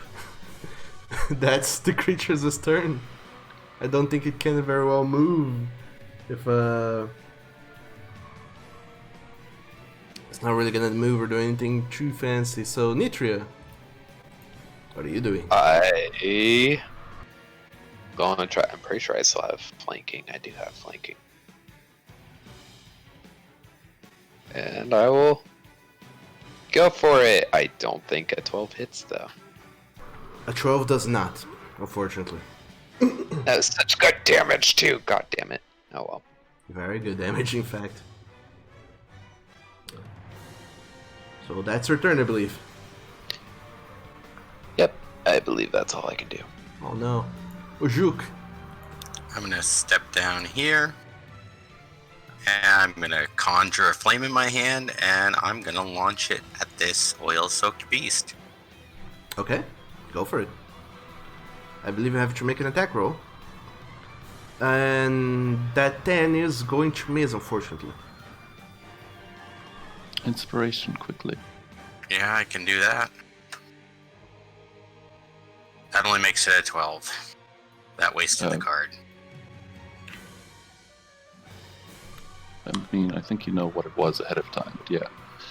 So yeah, you try and lob a flame at this creature, but it just bats it away with its wings. It just flaps them, and the flame just flies over your head and lands harmlessly on the ground behind you, and deals no damage.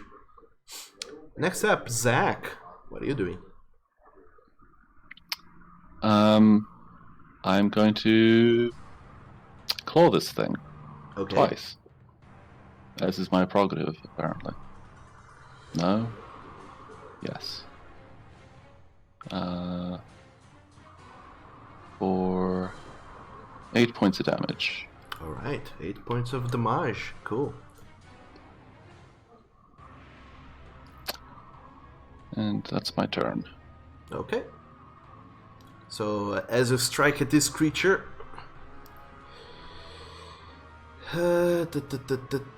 Reveroff, you're up. I think we know where this is going. Another bonk to the head. Good. A bonk to the head and you're to the lane. I think it may kill it. That's 13 is Give Manticore a bad name. just barely, not enough to kill it. God damn it. Oh no. Like, so barely. Like, you guys have no idea. But I think we do have an idea. We can One see or its 2 health bar. points. oh yeah, I guess you guys do have an idea. But anyway, that's all of your turn, I believe, Reveroff? Yep. Okay, next up is the creature again. It's gonna go ahead and once again claw attack at you, Rev. So that's gonna be a 8 to miss. And then he goes ahead and tries to claw at you again, harmlessly mostly, because he can't really. It seems very harmless, this one. Until now. That's gonna be 5 points of slashing damage as it unloads at you. What was the roll? 24. Damn it.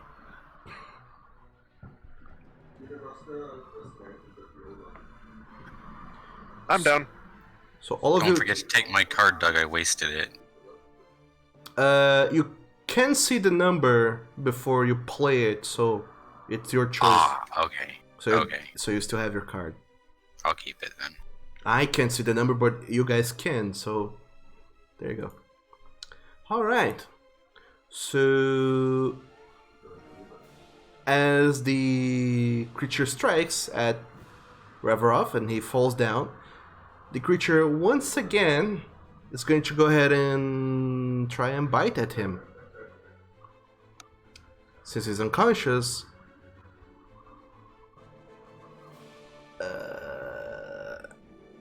it's a bite attack with advantage. Can't miss. Hope it doesn't crit. It hits with an 18, so Reveroff, you instantly fail 2 death saving throws. And that is the creature's turn. So next up, Nitria. Well, I have no health potions because yay fun. Well, Nitra will first run up here, and as she runs by, she is going to do a slashy.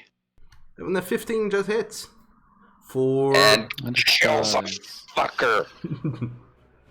Sure enough, Nitria, as you run up and slash at this creature, you manage to quickly and fastly enough, just slash at its tail, severing off the main body. But as the tail falls to the ground, it seems to hit very lightly, almost as if it's weightless, as it collapses upon the ground. And then the creature just seems to turn around to you, Nitria, and it snarls. But as it's snarling, it raises one paw to strike at you. And as it does, you see as it snarls, it starts to lose volume until it's silent. And as its paw is just about to reach your face, it phases right through you.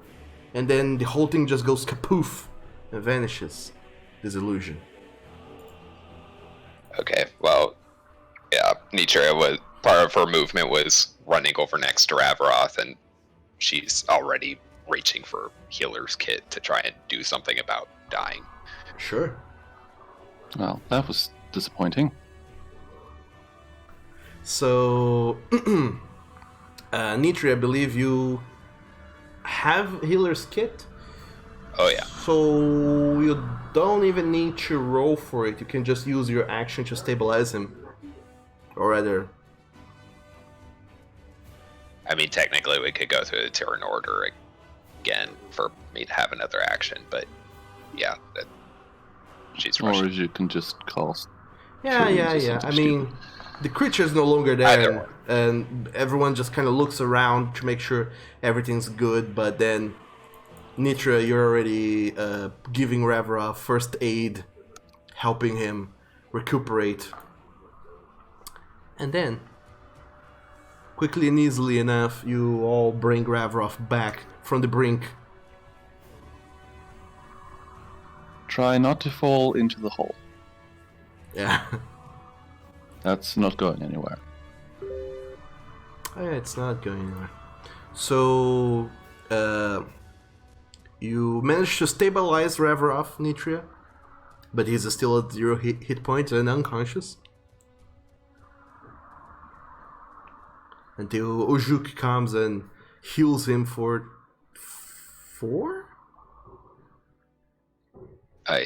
Yeah, that's all it was, apparently. Okay. Think Yeah, because you don't Yeah. apply Hunter's Mark to healing.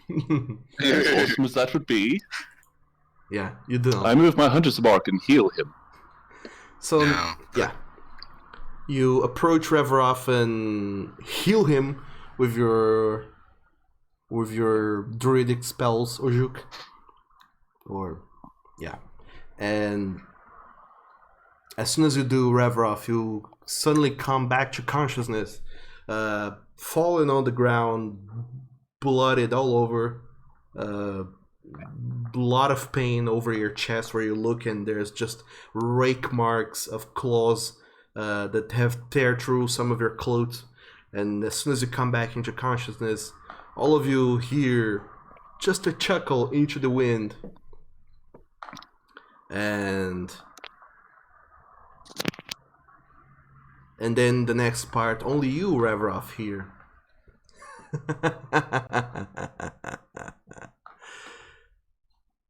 I could have used a little bit more drama, but I suppose you deserve a little bit of a reward. Check your book, Rav. I left a gift for you in there. I'm pretty sure Ojuk did just touch with that spell. That was like a slap you live. Now tell us what the hell that was about.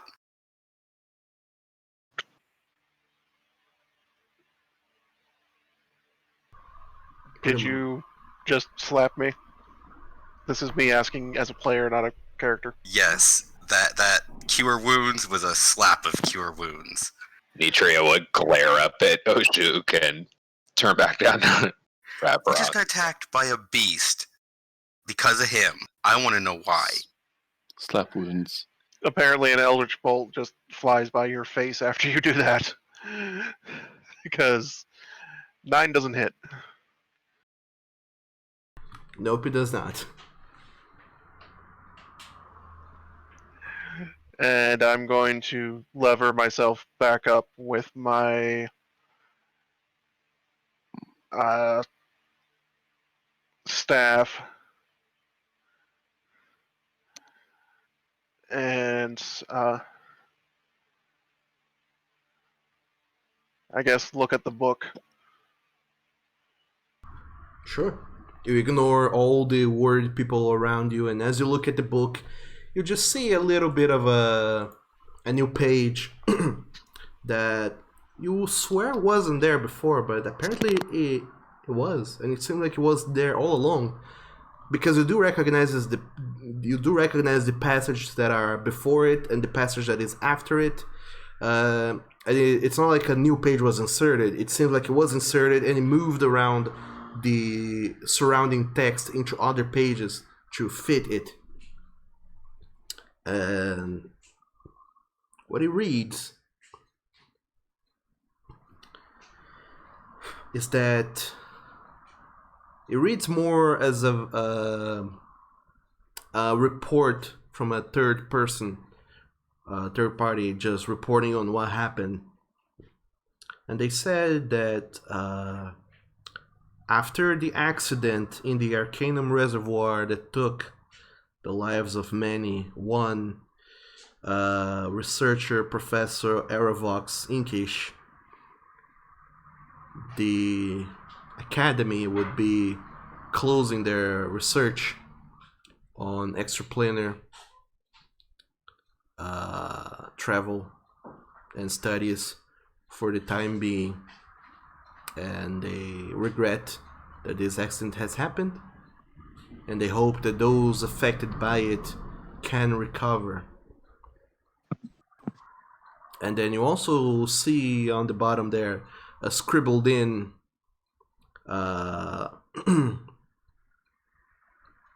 this passage that has a very scrawled, kind of crude handwriting. Not crude per se, but it seems very dramatic, so to speak.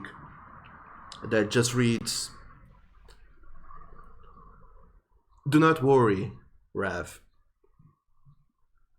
I'll keep his spirit alive, even if his body is no longer recoverable." And you just see that stamp below that message that is you have nowhere else in your possession anything else that has that stamp, but as soon as you see it, you recognize that as the symbol of Farfas Fanu.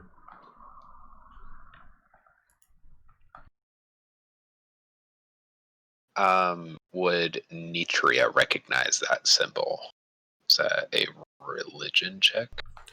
Or is that a person type thing? Boy, I believe it would be a history check. Oh, sweet. History is one of the ones I'm good at. Alright. So, Nitria, thinking about that symbol for a moment, you do recognize, you did learn about this sort of thing in your, in the order. It definitely was something way above you, but the order definitely kept that symbol along with other symbols that they're in their archives, in a section that you remember very well, was dedicated to leeches. Okay.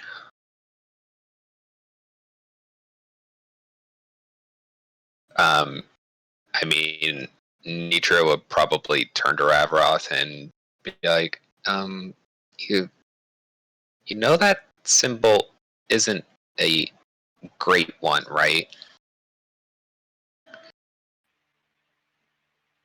What is it?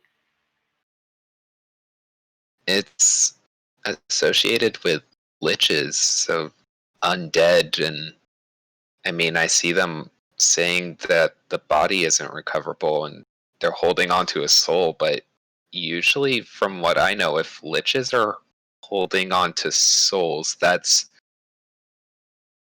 usually a sign that they're really not doing something good with the soul and probably the body.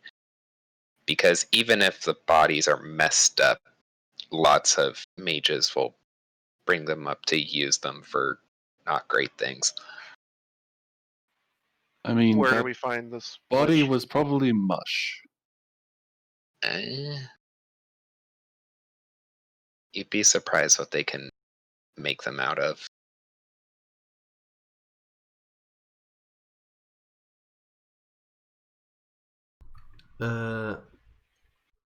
What did you ask, Rev? I was asking Nitria, where do we find this lich? I can't say I totally know how to track them down. I'm somewhat experienced, but liches are usually considered pretty up there in the power area. So I haven't faced any myself personally, and I don't know how to track them. I would be able to briefly if I encountered them or met them, but I I don't know how to do so just from a symbol. What one thing you do know about liches, Nitria, from your history check, is that very few of them actually make it out here in the material plane because it's hard to go unnoticed if you're a lich just around and about. So, So in your years growing up, you did hear a lot of stories about this plane called the Shadowfell that seems to be a desolate plane where no happiness can be found, and sometimes liches find their way over there, where they can follow their work uninterrupted. does she know anything about if they have any notoriety for manipulating people and getting in their head and stuff? Liches are very powerful in the ways of magic, so they could, They could yes. theoretically charm people and stuff. Yeah, they could charm and dominate people if they wanted, but that requires a lot of magic power, so enticing someone and having them willingly do things for you is a better alternative because it doesn't sap your magical energies.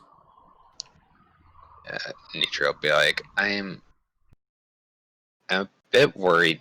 Who are you talking to earlier? I thought you were talking to Finnegan at first, but then you just kept talking when he wasn't replying.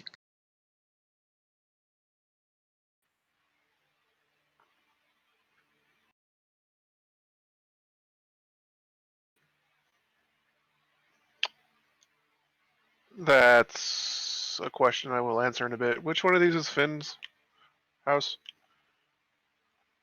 Finn's house is this one here.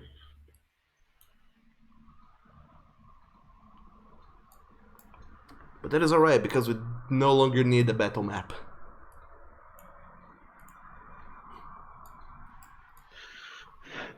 I will make my way over to Finn's house again, going slowly, not just because I hurt all over, but seemingly because I'm keeping Nitria nearby.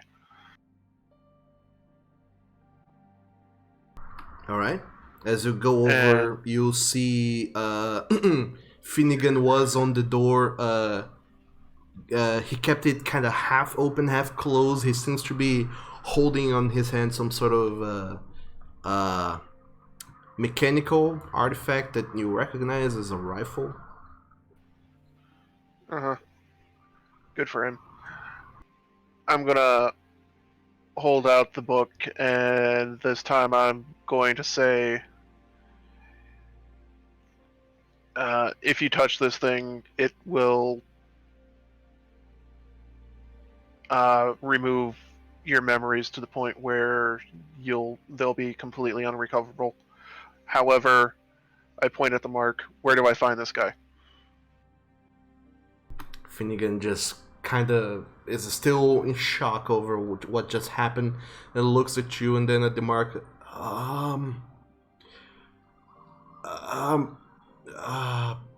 I don't quite know, Professor. Wait, just a minute. And he goes to reach for the book, but then he stops himself as if just remembering what he just told him, and then he stops and kind of leans in a bit closer and inspects it and says, "So this round mark here around the symbol with some edges, it seems to have some sort of a relationship with the Shadowfell.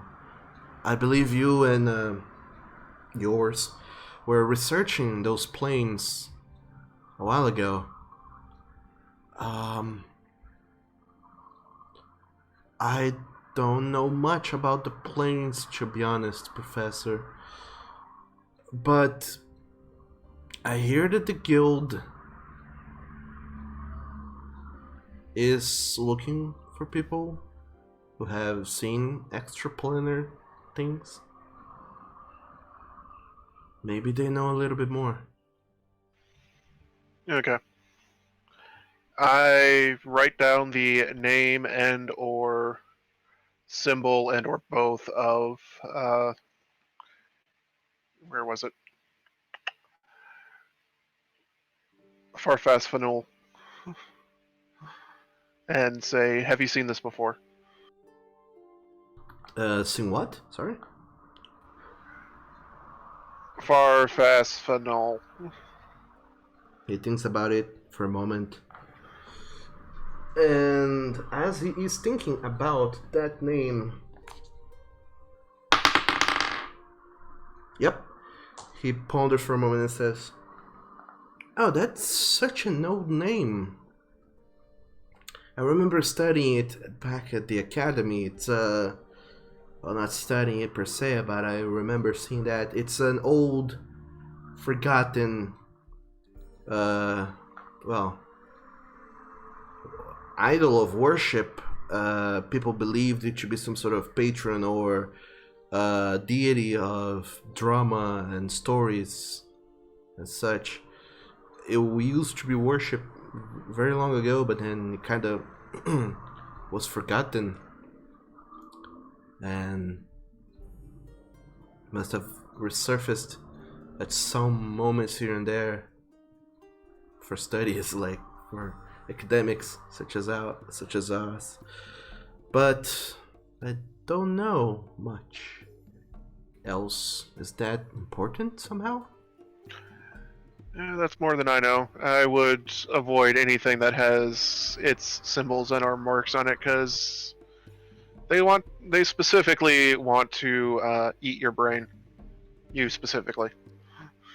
So, fair warning. Goodbye. And you see I'm turning and walking away. Finnegan is just speechless as you say that, and he is unsure of how to answer, but as you start moving away, he just looks at the remainder of you, and I imagine that nobody's making any motion. Zack shrugs. Nitria would probably, she still has like one hand on Ravaroth, but as he's like turning away, she'd probably look back and be like, mouth, I don't know.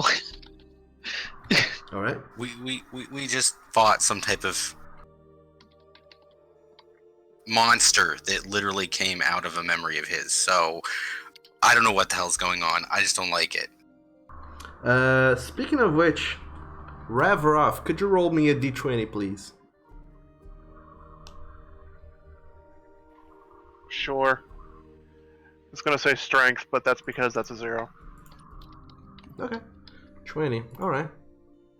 As you're walking Nice. away, you notice on the ground, where the creature was just then and there, you see a small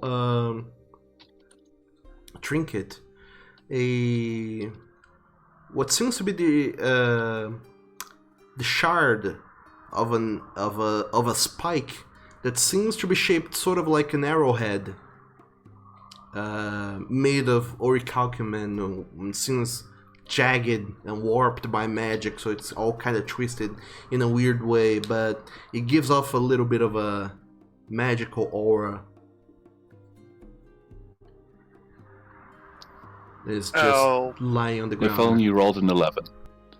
I will point to it and ask Nitria, can you pick that up? I feel like if I bend over, I'm just not going to get up again. Yeah, of course. And Nitria she'll actually pull her sleeve down a bit to grab it, just so she can look at it more closely. Alright.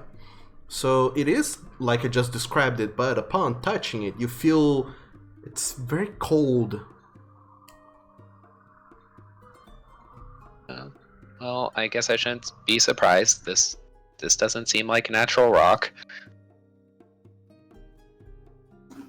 It's chilly. Shall we take these mystical items to the mages and see if we can get them identified? The Probably new Chunko beast and the Probably glasses. a good idea, yeah. And on the way, Raveroth will, when they're not amongst a crowd of people, essentially be like, since you guys are involved in this anyway, yada yada yada, long explanation that turns into, I forget things very regularly, and my warlock patron has, up to this point, told me that if I do what they say, I will learn more about everything that I've lost. And now it seems that they're actually trying to make me, or they're the ones that are making me forget everything in the first place. Did you say warlock patron? Reveroth, you're a warlock? I would figure that would be pretty obvious with the, He uses magic. magic that only warlocks can use. Okay. And that thing was a gift from your patron. They tried to kill us. Yes. I think based on what I was hearing, that's more the patron was having fun at our expense, less than a gift. That tends to be somewhat common with the less reputable of the patrons. How did you come in contact with this patron? Your guess is as good as mine. He could have taken the memory of how you met them. Probably. It was probably also happened in that wonderful scene that he showed us. Reveroth, with your permission, I'm going to touch you again. I'm not going to slap you this time. Forgive me, I was emotional. But let me mend a couple more of your wounds. Do you think maybe we should separate you from the book? No. That comes out of him very quickly upon that suggestion. Just no. I'm not entirely sure how we would do it without having our brains eaten. I mean, there's ways to handle magical objects without touching them. I just did it myself. It will only do that to people that far whatever the fuck his name is specifically is interested in. You assume. Unfortunately, I think he needs book to do I magic. touch Ojuk with the book. Can I try to jump away from that? Sure, you just do. You just step back and before the book can even touch you. After you heal Rav for 6 points.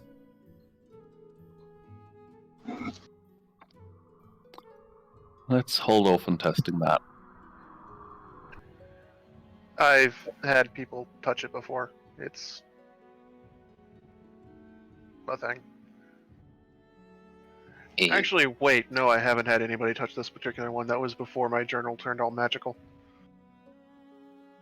That is an odd sentence to say out loud.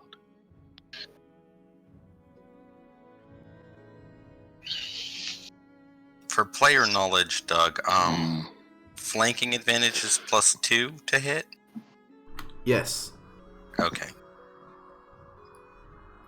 Well, from what I know, warlocks, patrons usually require some sort of exchange. Obviously, the patron has to get something out of it. So is your patron just after memories, stories?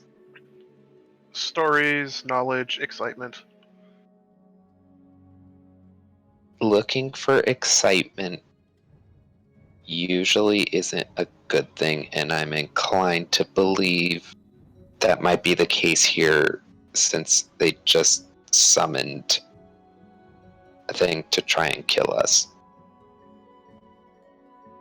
You almost died. Your patron just almost killed you. But at the same time, I remember what happened probably until I go to sleep tonight. And I have other people who witnessed it as well who can remind me when I do forget. Have you considered maybe writing some important things in a second not magic book? Well, potentially. That sounds like a good idea. I mean, this book wasn't magical until like a week ago. Oh, okay. I think I'll just keep some notes. Just let me know. It seems like it may not be a great idea to leave all of it on you. So you weren't connected to this particular fiend or lich or whatever it was until a week ago? No, I just got this book a week ago with the promise that I'd be able to observe my other journals through it, because it's kind of cumbersome to carry 30 years of tomes around wherever you go. I can imagine. 30 years of scrolls, like three scroll cases worth of material. Never traveled around with a tome. I don't know why any of you do that. It's so practical. Keeps everything in order. Yeah, all that reference material and the ability to hit somebody with a big old book, right? I mean, I could hit someone with a book. Doesn't seem very effective.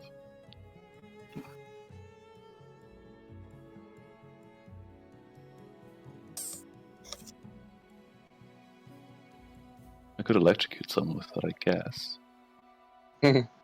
Zach just sort of briefly touches his own tome of stuffs.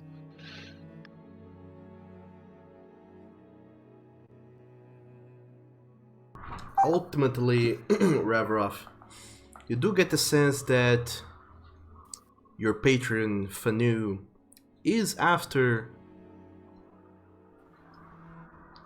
memories, drama, entertainment, no matter what the cost is.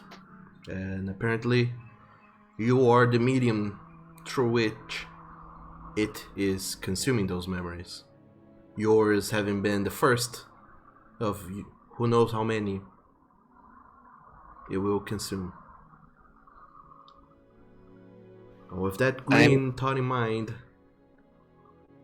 what do you guys do next? Try and find some mages that know some stuff about these weird items we've got. I guess, yeah. We were busy doing that before we got dragged along to a Manticore fight. Yeah, Nitro would also, like, I imagine we pass by a few general stores somewhere along the way. She is going to want to grab just a small journal. Sure. Yeah, you'll find several. You are in the merchant's quarters after all, so pretty much everything is a shop with a small living house on the top or on the bottom. But yeah, there's plenty, and finding a journal is not at all hard. For a price that I will fetch you in just a second after I find it out in the book. It says find out that the price of a book. books are 25 gold. Wait, what? Oof. It is indeed. Books are expensive. A blank small diary? Yeah, all that parchment, the leather, the binding. That would take. That's fucking insane. That's like all of my Can I make a gold. suggestion? I think a scroll case is like 5 gold, and pieces of parchment are copper. Yeah, that's what I'm thinking. I'm like, I'm not looking for some magic, like, mean- super heavy duty book. Well, one sheet is actually a silver, Oh, a silver? That's still a But better deal. but you could get several pieces of parchment, some twine, and some leather, and just make your own. Yeah, I guess Nitro will get some paper and make a ghetto-ass makeshift book. Sure. I'll buy you a scroll case if you really need it. No, I have 30 gold. It's just like, 25 gold for a note keeping. Yeah. Basic. That's like Cons- paying $30 for a sticky notepad. Mm-hmm. Considering the price of parchment and writing supplies and such, I'll say that you make your own book. It's not like as well finished as any other, but in medieval times and fantasy-ish times, what is for like 5 gold pieces you get an equivalent journal. A very just shoddy journal. Yeah, I mean, it just doesn't have like that fine-looking leather cover, and pages are not all cut the same size and such. Mostly because you're probably cutting them by hand. So some pages are a little bit bigger, others smaller. Some has some tears in here and there. But overall, it looks pretty good. Okay, yeah. It's definitely way more economic. It just I it's a weekend Yeah, project, if anything. Yeah, I give zero shits about it looking nice. It's just, it's just basically a notepad. Yeah. Let's But yeah. see, 50 pages about, times a silver piece, that's 5 copper, 5 gold, yeah. So you do get your own journal for 5 gold pieces. It takes you quite a time to fully finish doing it. But in the meanwhile, you guys go to check the artifacts, I believe, right? Yeah. Yep. Alright. So, looking around, there doesn't seem to be anyone that is too knowledgeable about those artifacts or willing to talk about them without extorting you out of exorbitant amount of money just to let you know what these things do.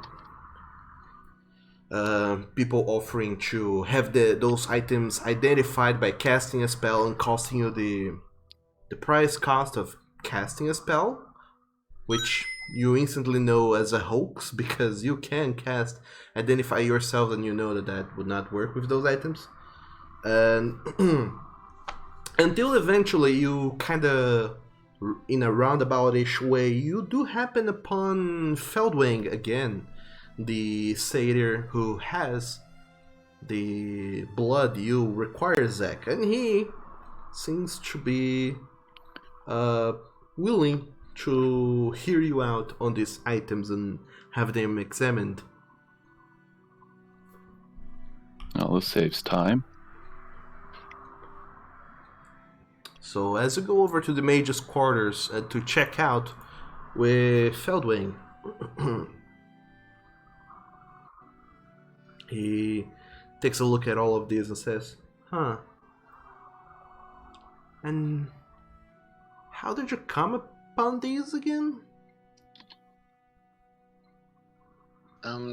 They were on a warlock who was one of the people responsible for the recent disappearances.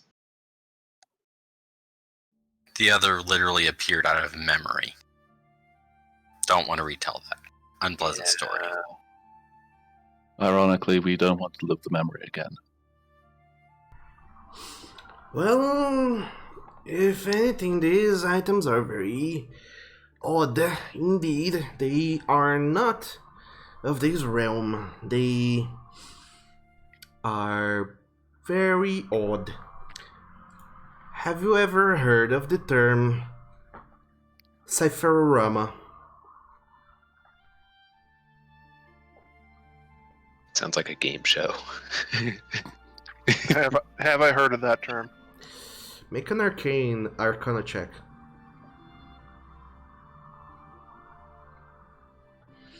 You have not. You have actually, because of your research in the past. You may have forgotten it, though. You may have forgotten all details about it, but the term seems familiar to you. Cypherorama apparently are the classification of cypheriums, which are metals or trinkets imbued with extraplanar energy.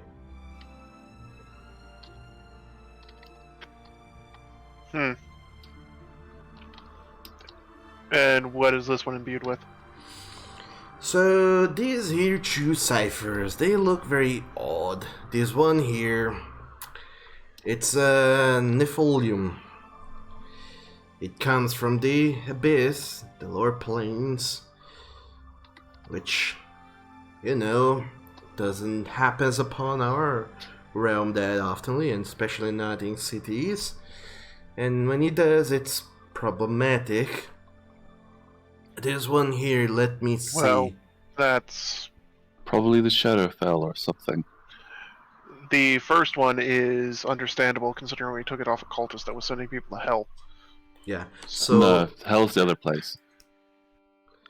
he watches over it, pulls out a gigantic ass catalog of cypheriums, starts looking over it, trying to make some sort of examinations, and finds out that, yeah, this is an odd one. You can use this one. It's infused with transmutation. It can change your appearance for a period of time. Very dangerous. Assuming that's how they were sneaking around and getting exiles. Now, to what extent can you change your appearance with this? As far as I can tell, there seems to be no real limitation other than that it's temporary. And Which one is that? Is that the goggles or is that the... yeah, that's other one? The eyepieces. the spectacles. Silver spectacles, number 11. Yep. This other one seems to be a Shadorium. It comes That from, also makes sense. from the Shadowfell.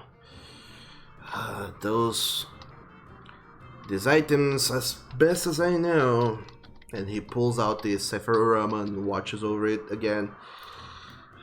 These, they normally are imbued with the negative energy of entropy or the mutable essence of Stasi. So let me see, this one... How odd. It seems to conjure up arrows and loses it at targets. It causes damage as if you're lobbing many arrows with a single shot. That seems problematic. How many charges does it have? It seems to be single use, unfortunately. I get it, because it was a manticore. I'm gonna actually hand wonder- that over to our ranger guy because it seems like it would be most useful for him. Well, that's the question. Would it work as a projectile in a sling? You're not entirely sure how exactly it works, but it seems like you just use it. You just hold this cipher and use it, and as it activates, you just choose targets and it goes, kind of like magic missiles, but you have to make attack rolls.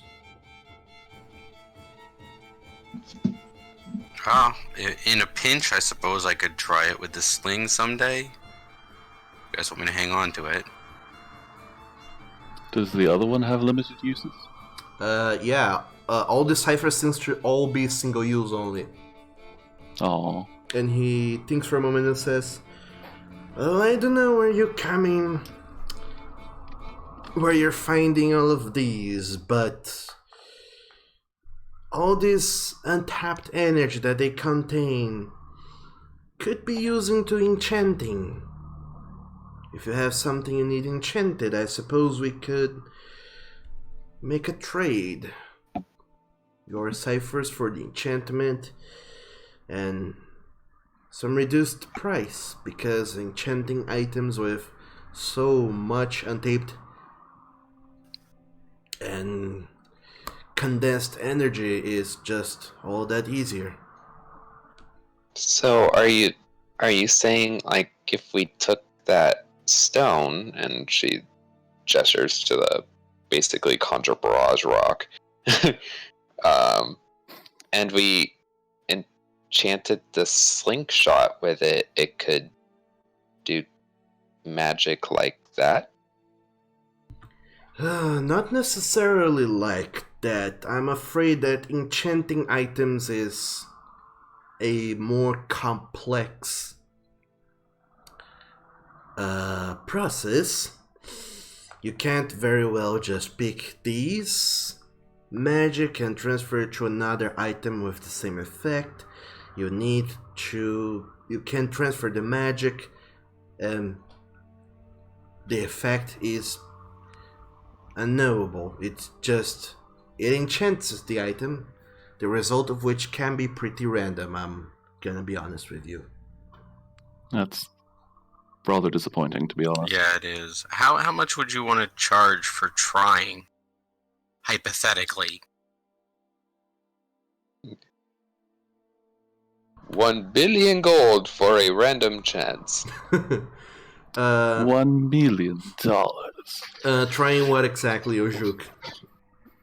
Trying to enchant the sling with that, and I'll point to the misshapen claw.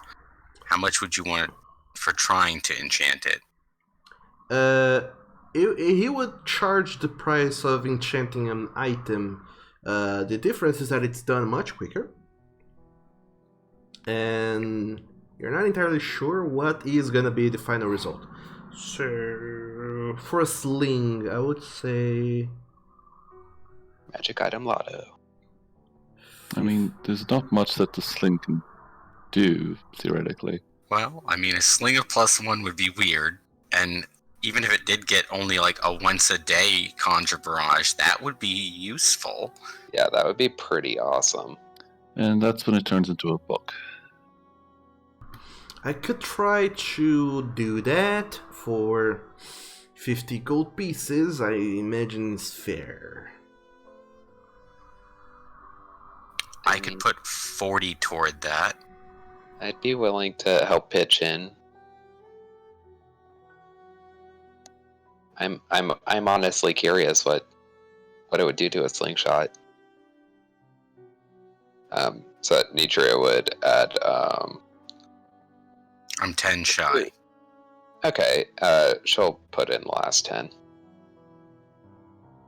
Alright? Okay. So the two of you are gonna pay to enchant this item. Meanwhile, the guy, the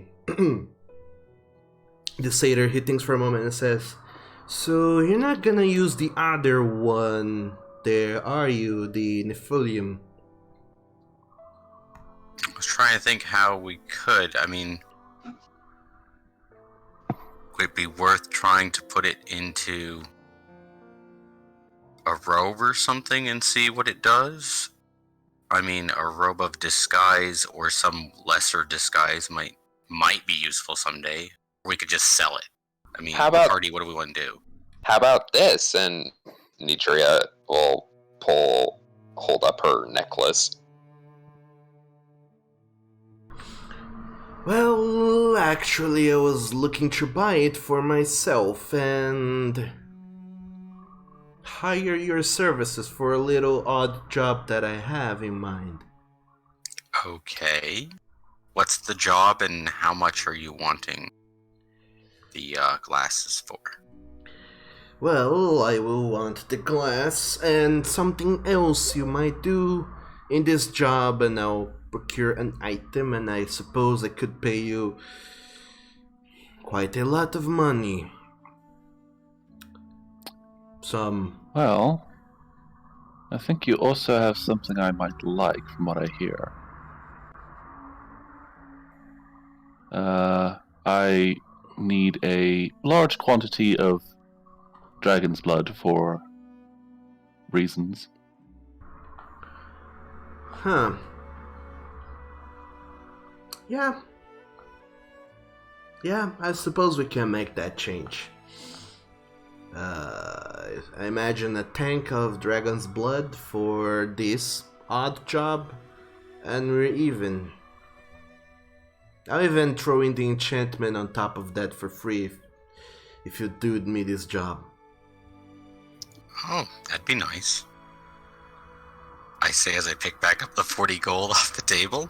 Nitria will be like, yeah, I admit I'm not super loaded right now, so I'd much rather swing a sword at something. I assume you want us to swing things at things. Well, you guessed right. I need you to go over to the west and slay a huge giant. Ah, I suppose the last logical question before we head off is how many days, or hopefully day, will it take for you to finish that enchantment? I should be done within the morrow. Considering how Close. often we have to rest, that's fine. I mean, the other important question to ask is where the hill giant is, but Yeah. He shares with you guys the pertinent informations of this job. To the west, there's hills, and in those hills, there's a hill giant. In a good tribe. God. Right? Surprise, surprise. There is a tribe of hill giants, but there's only one that seems to be exhibiting some sort of weird behavior. And this guy wants that hill giant slain. There's a catch, however. You have to slay it using a dagger that he provides you. It seems to be magical in some way. Okay. The idea is that the killing blow has to be dealt with said dagger. Nitria, you want to hang on to that? Yeah, I think that's up my alley. I prefer to lance things and sling things when I get my sling back. To be quite honest, there's been some cases where I would have preferred to keep my distance a bit, so having a dagger to throw wouldn't be too bad for a bit. I could test it out. Just don't lose it. I mean, you can only throw the dagger once. I mean, I'm also a lot faster than all of you. After I throw it, I could pick it up again. Possibly. Anyways, Seems like a very roundabout way of stabbing someone. do we want to directly head off to where the hill giant is? Or you can rest and pick your I'm thing. I'm curious as to how it's been acting weird. According to what he describes this hill giant seems to be exhibiting some sort of a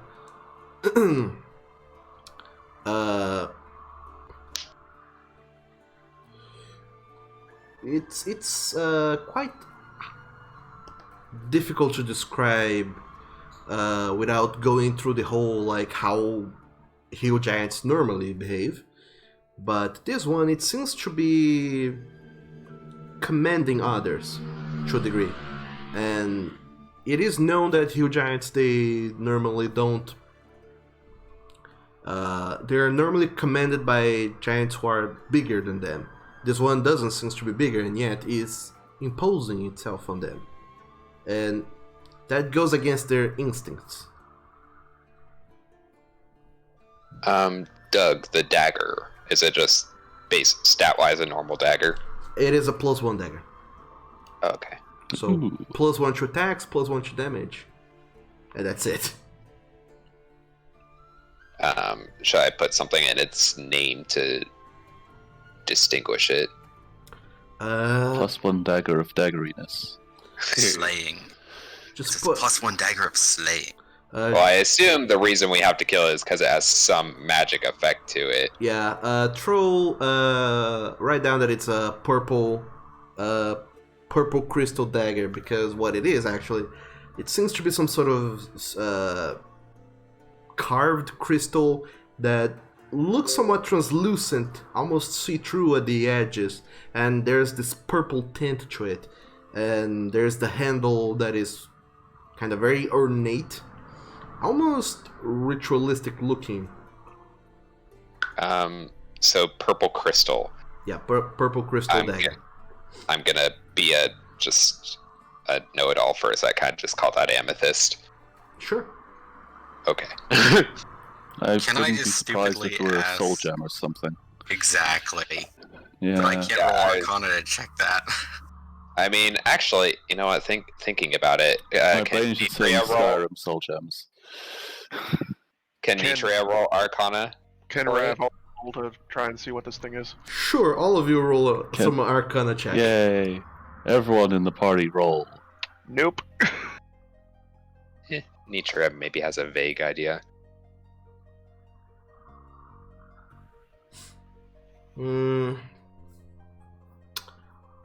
It's beyond most of you what exactly this thing does. You, however, Zach, you get the sense that there's some necrotic energy around this dagger. It's not only necrotic, but also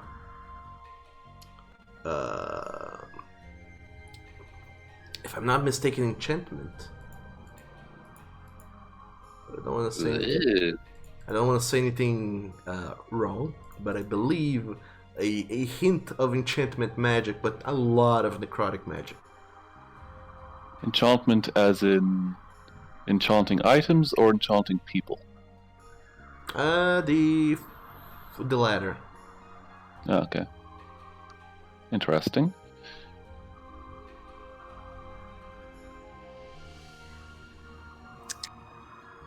The pretty dagger of soul sucking, but we don't even know that.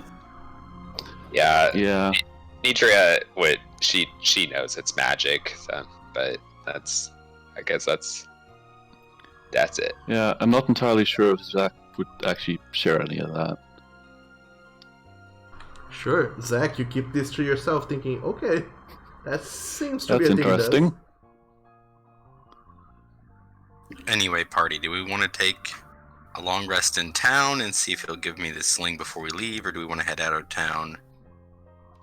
I'm okay with taking a rest because then you could try it out, and from what I know of giants, you might be better off using a slingshot. Oh my god. So I That's guess a we're gonna terrible, terrible politely, reference. politely tell the shopkeeper that we'll be back within the day to try to collect the sling and then go finish all this for him if he's okay with that. All right. all of you leave, go off to the guild or the inn to rest for the night, with job prospecting hands. Is there something you guys would like to do before going to bed and resting for the evening? Yeah, I will add some freaking temporary hit points to myself using a healer's kit. If I remember how to do that. Okay, I so can give you one last thing of cure wounds before I'm spent for the day. all right. So you spend your cure wounds on Rav. So Rav, you get 5 points of healing. So how it works is that you guys are doing a long rest. But Rav, you're doing also a short rest to get some points. So roll a hit die. Okay. So since between taking the short rest with your using one chart of your healer's kit until taking a long rest you don't suffer any damage, hopefully, you also get to recover that. So just add that into your actual hit points. So during the night,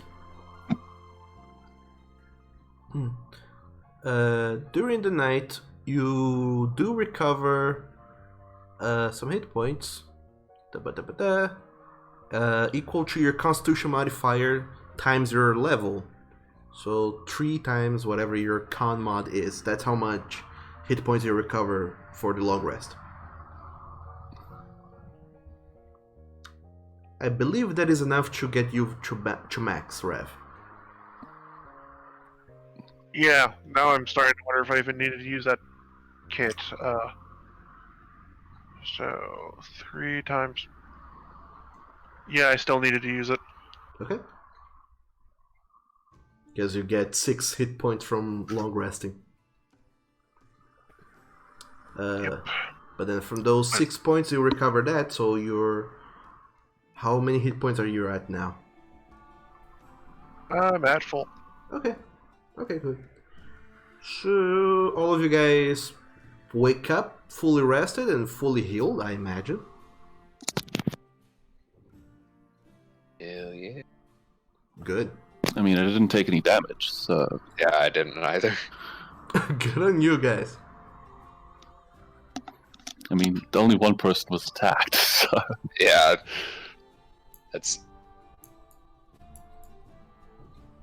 That's how it go. Doug's like, who are we going to try and kill today? Ah, this one. Yeah. I mean, One death saving throw away. you go and create a warlock. What do you want me to do? not throw manticores at us? Yeah. It's fine. It wasn't Paragon. Yeah. Okay, so Yeah. this will give us up to 1 almost full day's travel out of town to hopefully find this hill. Mm-hmm. It's and not. hill giant. It's not too far. According to what he says, it's just across the crossing, and then there are some hills. If anything, it might take a second day of travel, but you're still within reach of the city and civilization, so it shouldn't be too bad. Okay. So, morning comes, you walk over back to Feldwings' tower to pick up the enchanted sling that he enchanted using the Shadolium that you left over with him. Shadorium. Was it? Yeah, it was. So, Ojuk, as you pick up the sling, Feldwing, the satyr, explains over length about what it does now. It's pretty kick-ass, if anything. So, Hooray. it is still a sling. However, its range is doubled. Oh, that's nice. Oh, So its short range is 60, its long range is 240. oh, wow. You can The stay nice and safe away from that giant. yeah. Whenever you sling things out of it, any stone pebble or whatever that you load into it instantly. It doesn't need to be specific sling ammunition, just any pebble you pick off the ground you can sling with it, and they become magically enchanted. They increase in size as they're flying and become balls of energy that deals now 1d6 bludgeoning damage and 1d6 necrotic damage. Whoa. It is also a sling +1, so +1 to attack and +1 to damage on top of all that. I was thinking it'd be like a magic pebble cantrip, but Cool. this is very awesome. And you know what's really great about this? Good fucking god. I have ball bearings, so I have 1,000 shots for this thing. Alrighty, yeah. Maybe if the giant throws a rock at you, you can just try and catch it out of the shot and fire it back. Oh god, Catch that's it in the amusing. sling. Just like that. That would be hilarious to watch. He's like, I got this guy's squish. Right? So, It'd be funnier to watch if it worked. Yeah. so yeah, that's the enchanted sling that he gives back to you. If you need stats for it later, let me know. Or After we leave, Nitria would probably actually ask Zach to identify the dagger. He explained it to us. sure. He did? Yep. Oh, I thought he just said it had necrotic energy. I mean, Zach doesn't strictly 100% know what it is. Yeah, you Because he has didn't. to identify it. You did not identify it. You just had some insight onto Yeah. what it does. Yeah, I'm looking Although, for like yeah, identify it's like- tells you its stats, like its effects and stuff. Well, now that you've actually brought that up, it's like, that's actually a good idea. So he will identify that. All right. You do get to identify as a ritual, right? Yep. Okay, lucky you. I Otherwise, it would. specifically made the class that way. Yeah, otherwise, it would be a spell slot gone.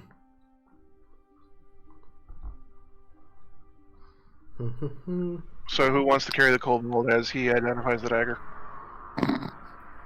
Carry the what? The kobold. Me. Because it's like 11 minutes that you're spending just sitting around, looking at nothing. We need to get a papoose and give it to somebody. Yeah. So, Just stick me in someone's backpack and it'll be fine. I assume you guys then start making your way out of town towards the goal. Yeah. So, you start making your way, you exit through the west gate, and then you make a walk, quite a long walk, until you get, it's uphill, so it's murder on your calves, until you get all the way over to the crossing, which is a stone bridge that seems to bridge these two sides of the fjord, which is mighty high. Well, compared to the water level and such. As you get over there, it's a pretty long stone bridge, and as you cross it, on this side of the bridge, there seems to be some small mercenary encampments just laying on the way over there, and on the bridge itself there seems to be a small military garrison just posted there.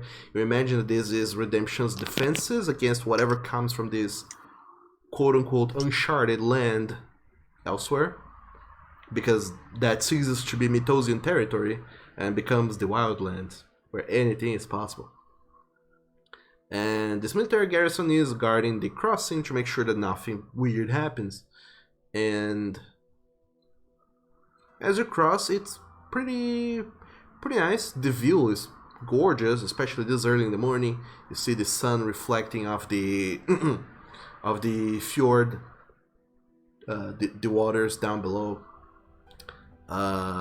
It's definitely a very nice early summer morning, and all of you guys do enjoy it quite well as you cross the crossing into the other side. After which, Zach, you identify the dagger, and it does seems to be some sort of, indeed, soul-sucking dagger that seems to, once you deal a death blow to something, it captures the soul / essence of whatever creature you killed, and then it gives all sorts of bonuses to if you were to use that soul into anything else, such as enchantment or whatever you fancy.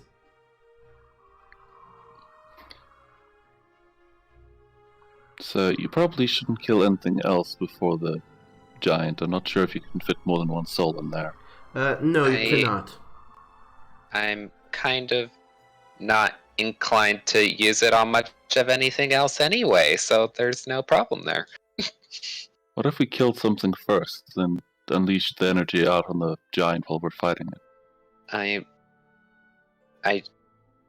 Are we able to use the energy, or can they just use it for putting into magic things?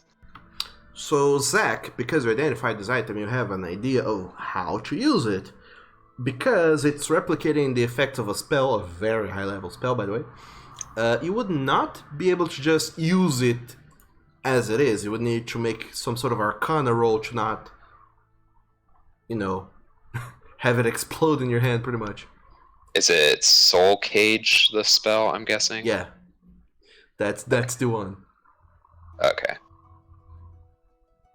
But yeah, Okay, so since it's a very high-level spell, you would need to make not even an Arcana check. It's just your spell casting modifier, which is intelligence for you, to try and control the spell.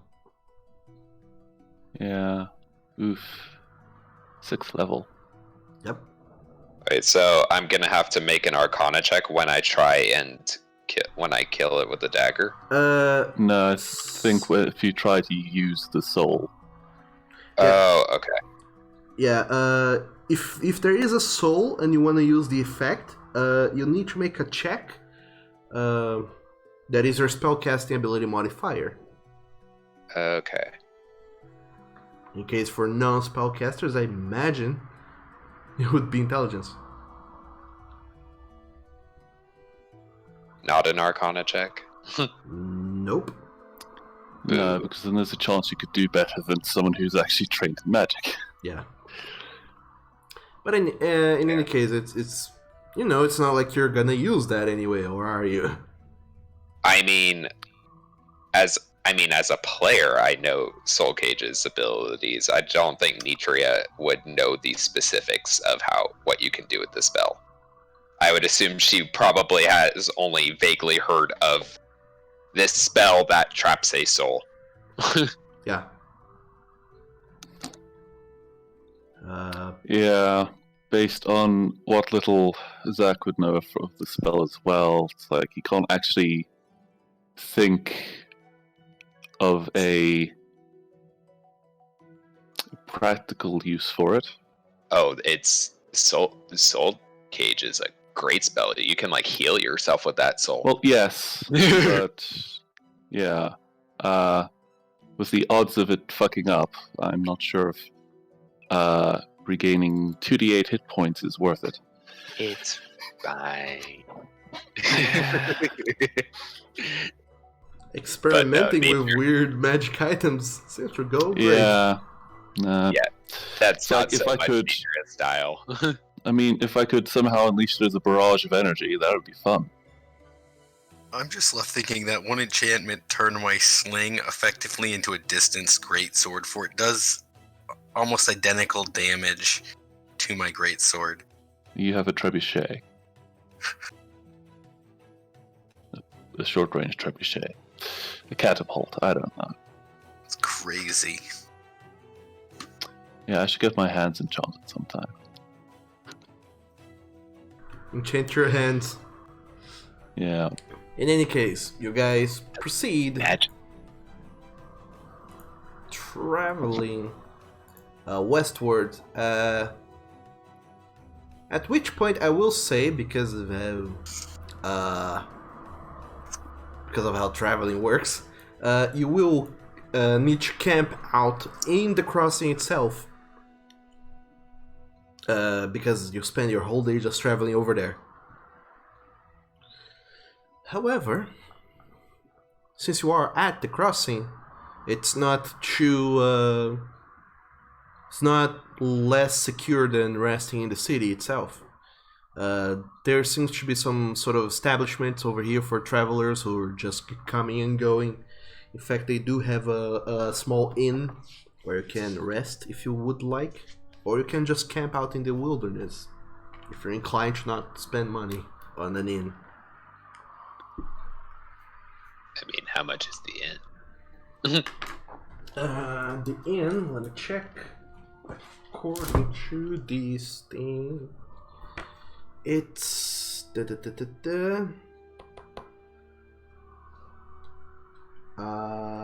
lodging. It's 1 gold piece. For like a room that could house all of us? Or just per person? Let me double check. Yeah, a room that fits like 4 people. Well, actually 3, but theoretically Zach can't fit anywhere. A room for 3 people is about 1 gold. Oh god. I can just Fine. cover that. I guess this would be a good time to use those fun rules of Doug's to use my cook's utensils for fun things. Are you gonna make the foods? Quite possibly the foods, yes. Alright. I just have no recollection of how this actually works. Okay, I'll fetch the rules writing for you. So all of you guys do, well, one of you pay 1 gold piece to stay at the Dragon's Pride Crossing Inn for the night, as I fetch a document.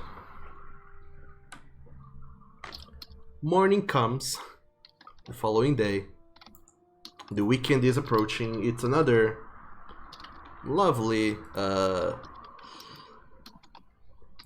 summer day. However, the temperature rises rapidly, and it's gonna be a scorching day today, so you better pack quite a lot of water or be able to resist hot temperatures. So, Zach, you are trained in cook utensils, right? Yep. Alright. How random, but sure. So, you... I mean, that was the one that I didn't question about picking. Alright. So, you decide to go and make some food. Looking around you, you didn't hunt, you didn't fish, you didn't gather anything, so you'll need to get something from the local vendors. So, what are you looking for? Vegetables, fishes, or meat? I don't actually remember what does what. Oh, it's gonna be super random then. Sure.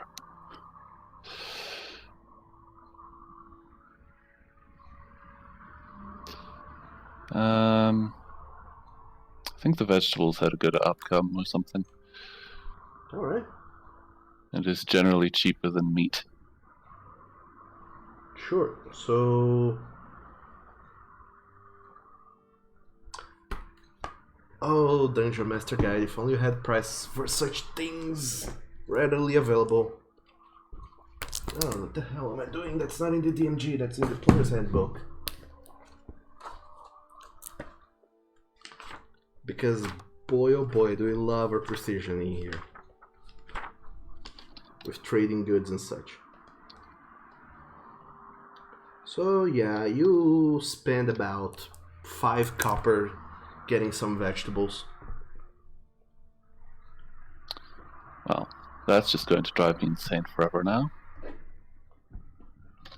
Copper? It's like, okay, now I've got 5 copper, 9 silver, and 35 gold. Okay. Actually, you're not cooking only for yourself, you're cooking for a whole party of people, so let's make that 1 silver instead. Okay. Just It's like having Like pennies in your pocket. I hate the copper Yeah. too. So make me a cook utensils check using intelligence. Cool beans. Intelligence. Go. Oh, Okay then. All right. So all of you guys are very surprised when you wake up and Zach just blunders into the room carrying a tray of. By God, are those vegetables? How in the world are they smelling so good? How in the world do they look so good? What did this couple did to these vegetables that they look so appetizing and we wanna just munch them down so much? Even Fanu, who is such a fan of munching down things, would be drooling over these vegetables. Zach, roll a d4 for me, please. oh my God! Are you actually doing it? Yeah? I mean, it's D4 on the tables. There's 3 tables. I picked veg. Okay, 3. So... Wow. Plus 3 to passive perception. Yep.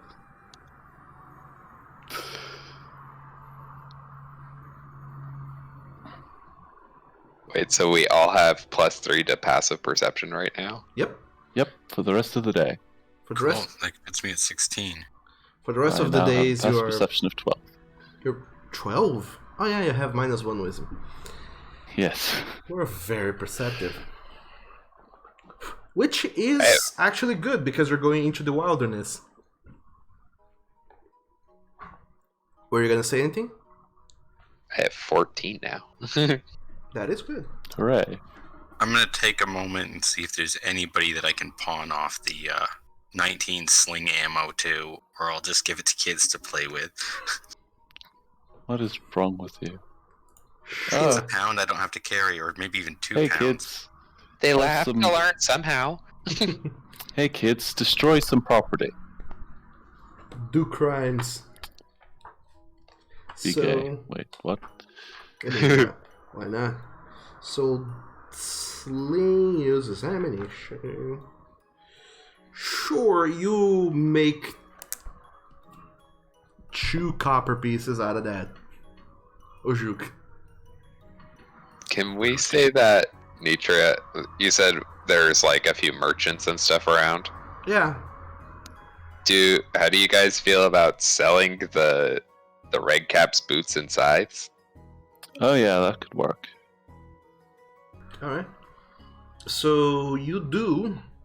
There are merchants around. Not as many as in the city, so I will say that you sold this before leaving. Because it makes more sense that blacksmiths would be the ones that actually bought it from you. Yeah. True. So you had what was it? 2 pairs of boots? 2 pairs of the iron boots and 2 of the scythes. I know that nobody was keeping weight, but each boot was 10 pounds. Yeah, I figured that was a factor, so that's why I suggested we each take 1 of each. So that's 4 boots. And 2 sides. So yeah, you sell the boots for 4 gold pieces total. Nice. Because that's a shitload of iron. And for the sides, yes. I was gonna ask Zach, since we're the ones who found the boots, and I think split them. Do you want to just each go 2 gold for that? Yeah, it works. Okay. And the sights, I don't see sight in It is not. the place. You can either use hand sickle or war scythe, depending on if it's small or big. There's not, so I will use the war pick. It's similar enough. So you make selling the 2 of them, you make 6 gold pieces out of it. Actually, 4. Because they're Okay. bloodied and such. So yeah, you sell the 2 sides for 4 gold pieces, and I'm sure we have prestidigitation to unbloody the things. well, okay, that makes away with the blood and the rust, but it doesn't brings it back to pristine, super sharpened shape. It will take a Fair little bit enough. of maintenance before it's like super good. And Fair enough. you're selling, not buying, so there you go. But still, you made a shitload of money out of those evil gnomes, which is good, I'd imagine. So, with all of these in mind, and all of this gone and done, you set off westward after leaving the crossing. And several hours later, I would say you left early in the morning. It's about noon, 1 in the afternoon. It's scorching hot. So all of you guys have water skins, right? Yeah. Yep. Yes. Yes, I have a water skin. Okay. Alright, so all of you guys have been drinking water constantly. Because it's just so hot in here. But it's good. You keep yourselves hydrated and you don't get the effects of exhaustion, or at least not that early. Eventually, Ujuk, you pipe up. Having noticed in the distance, giant, thanks to your higher than 15 passive perception. As soon as you notice them, you call down your party for everyone to stop. And as you look down this hill, they are all together in a camp. All 5 hill giants. And you do notice the one that have been highlighted to you. It's a hill giant that seems to be commanding others, indeed. He's still not like just slacking off. He's going here and there, but whenever other giants see him, he kind of gets priority in most activities that they are doing, and you get the sense that he holds some sort of leadership position, and yet, according to what has been explained to you, that's not how giants work. Normally, the bigger, larger giant is the one that gets that is considered the leader, and this one is minute, smaller than the others. It's still freaking huge because it's a giant, but still. And they're all together, and you imagine that, boy, we're not gonna be able to deal with all of them, all 5 of them, if they're all together. So you hunker down and think for a moment on what is going to be your next step. Waiting until a number of them go off, or trying to circle around to find an entrance into their quote-unquote giants camp, because, I mean, giants aren't known for, like, structures or anything, and try to get directly to him. Maybe with only one, if that, other giant right around. So I guess we're going to waste some time. Well, we can, while we still have the high ground, maybe we could set up a distraction sort of thing. Maybe. A lot of times when leaders are, I guess, not as good at leading, they'll just send all their subjects to go and look at things for them. So that might get a few of them away. Well, I guess mean, they aren't too smart. I could toss a fireball 30 feet away from us into brush and see if that gets their attention. But that might make them scatter, and this smart giant we're after might run off. Them scattering means that we get them alone. That's true. But Is that what also, we want to do? setting a forest on fire on a hot day like this may not go super well for anyone who's trying There's to no fight. forest right near us per se. It's just going to be a small grass fire. Yeah, Scorches across half the country. you're in a very Couldn't you just set their camp on fire or something? Well, Maybe. I'm partially worried about them like seeing where a firebolt comes from. Same. That's why I didn't want to do it directly at the camp. Yeah.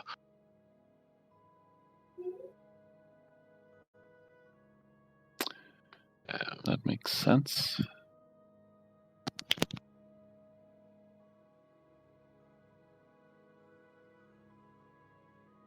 That's a question for the DM. yes. If I put an oil flask in this sling and were to launch it from that, would it go Oh, 60 man. feet before exploding into flame? That would be so cool. It can go up to 2040, because that's your long range. But do you still have an oil flask? Didn't you use your last one? I have 7 more from the last time I stocked back up. Okay, I'll keep that in mind next time you suffer fire damage. Ooh. So, yeah, you could lob it quite a distance actually, if you'd like to try. Fireworks. Yay. Okay, so I guess about 40 feet away from us max, the best I could get. I will aim for some section of possibly overgrown grass or like brushy material and lob a Molotov cocktail made from a oil flask into it and see if this gets the giants. An oil flask and a magic slingshot. Yep. See if this gets the giants going. Hopefully he'll instruct all of them to go check it out and we can attack him directly. Here goes one more oil flask. Ah, I see you too have played Yu-Gi-Oh! We'll get into these monsters and attack his life points directly. My trap card. Okay, Duggo, what happens? I just launched an oil flask. Oh, you're doing that. Okay, I thought Yep. there would be a little bit more deliberation before we got to combat shenanigans. Nope. No. We have negative wisdom modifiers. That is true. All is well. That is true. The highest wisdom person in the party is not here, so go figure. That's so sad. You then position yourself as to a okay-ish distance that you imagine is far away enough from the giant's camp that they're not gonna see you immediately. You lob a flask where at again, Leo? Uju, sorry. Some brush that would be moderately close to their camp, Okay. like fairly Within near where, lobbing I mean, with distance. 40 feet away from where we're hiding, but maybe 15 to 20 feet toward their camp. Okay, let me do a thing here just for kicks because I'm a silly boy. Shit. All right.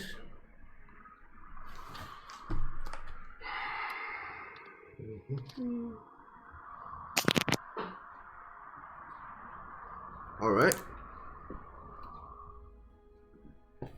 So you do indeed go ahead, pick this flask of oil, put it in your sling, and you start spinning it, aiming for that patch of grass. How far away are you guys staying from it? Like within your short range or your long range for the sling? I hate to say it, it would probably be at or just over short range. How much do you estimate? About 100 feet? No, definitely not. How much then? If it's from the sling... Oh no, it would be in short range, because the sling's got 60 feet. To be fair, you could probably get away with your long distance because it's like, oh no, you have disadvantage on hitting a broad area of grass. Like, yeah, but that also means I could have disadvantage on, like actually managing to get it out of the sling before it explodes. So I think 60 feet max is what we're going to try for. Okay. 60 feet is a fair distance. Okay, so if you're trying to get that close to the encampment, I would like you and whoever else is following to make a stealth check.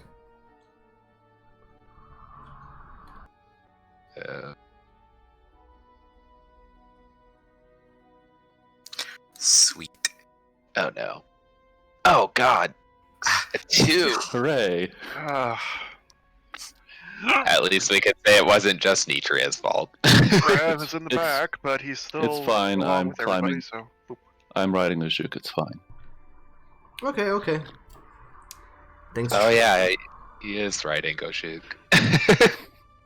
Oh my. Also, I got a can kobold literally on my hide back. behind things.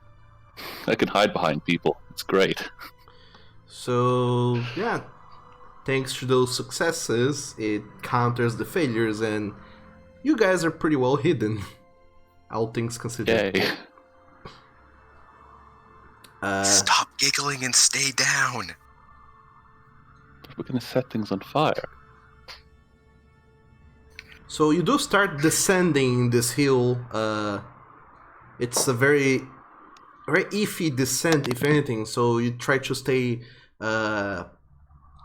kind of prone against the hillside as you descend against it, trying to keep to the more grassy areas instead of the open square areas, rocky areas, where you're more easily seen. And then Ojuk, as you get close enough, you put in the oil flask into it, start spinning, and then as you lob it,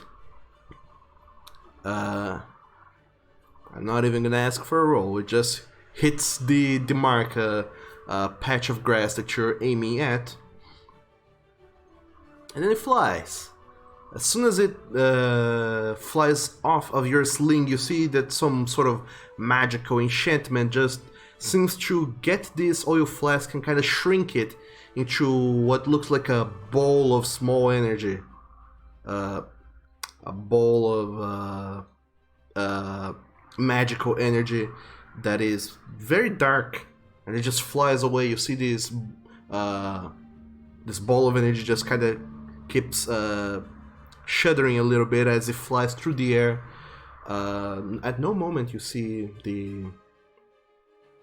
the contents of it.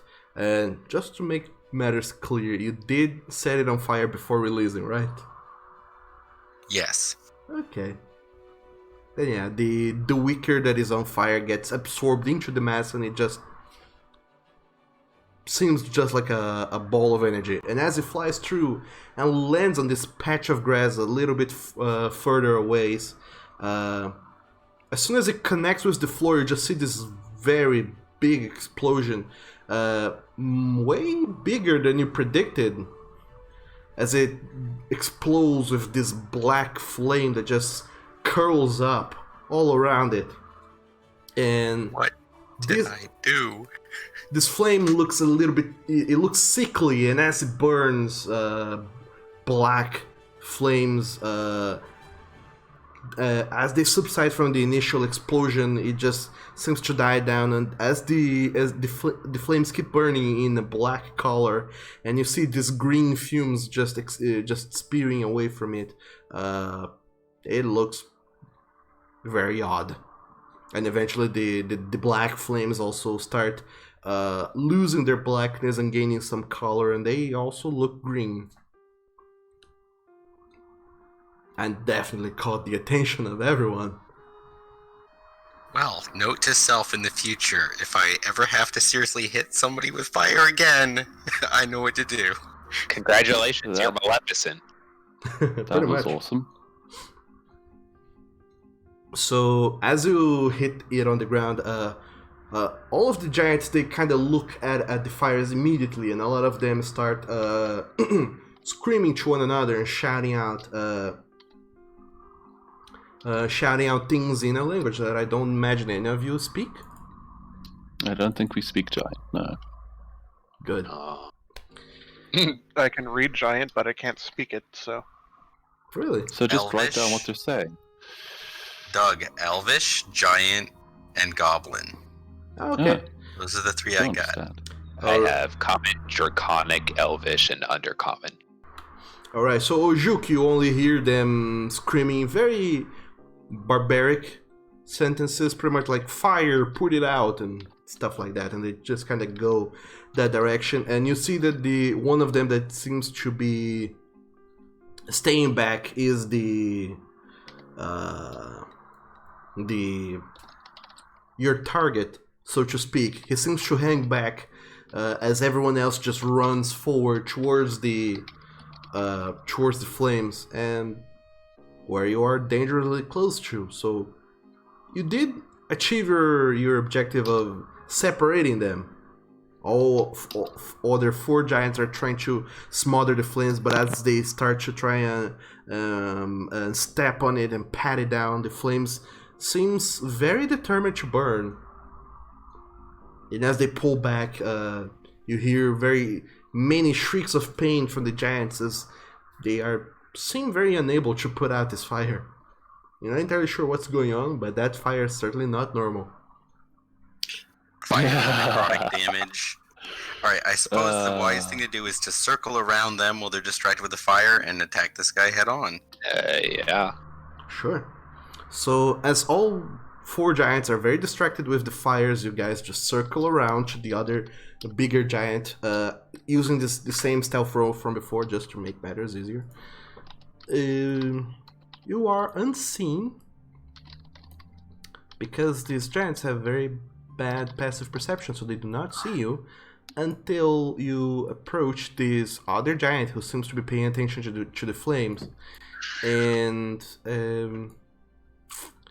I imagine, how close do you want to get to the giant before you attack him?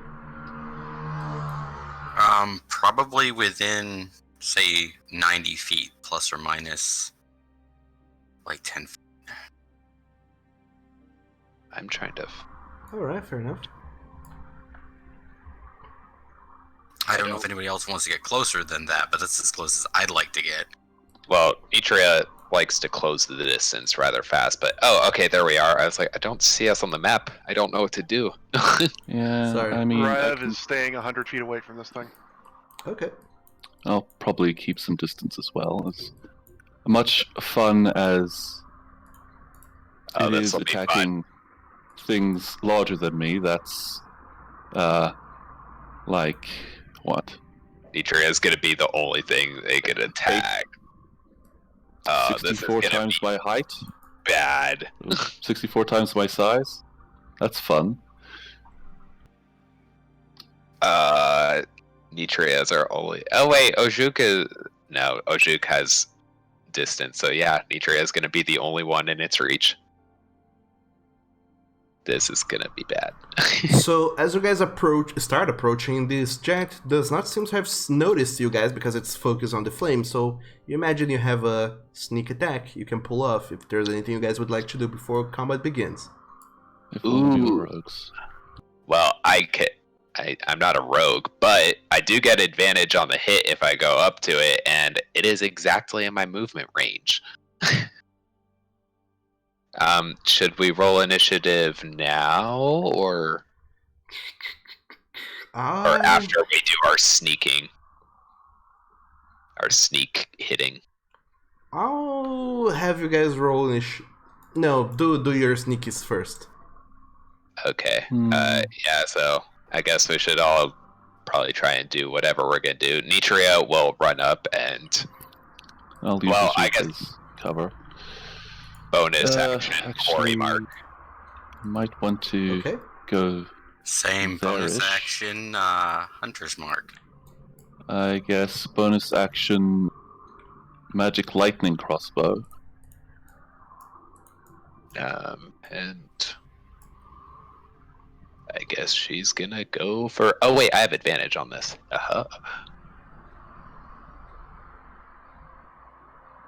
We all get advantage, or is that a special class feature for attack? All of you it's get sneaky. advantage because We the have creature. surprise, yeah. Yeah, the creature is Uh, surprised. I am going to spell strike it with mud ball. All right. So advantage, light crossbow. Fuck. Can Oh. never get that spell to hit. All right. So two things first. All this dark area in the terrain is considered difficult terrain, so it takes double movement to get around it. To the left is higher ground, to the right is lower ground, so you're going downhill to face the giant, and the giant will be going uphill to face you guys.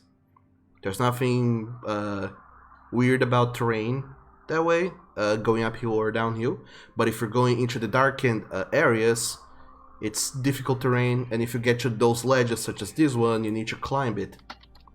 Just so you know. But Okay.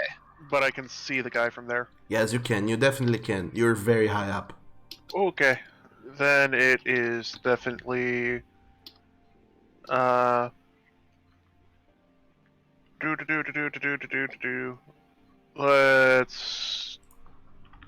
just hit the thing, or try to. Okay. So, from very far away, all of you guys try to do your best to get as close as you can to this creature before unleashing all you have against it.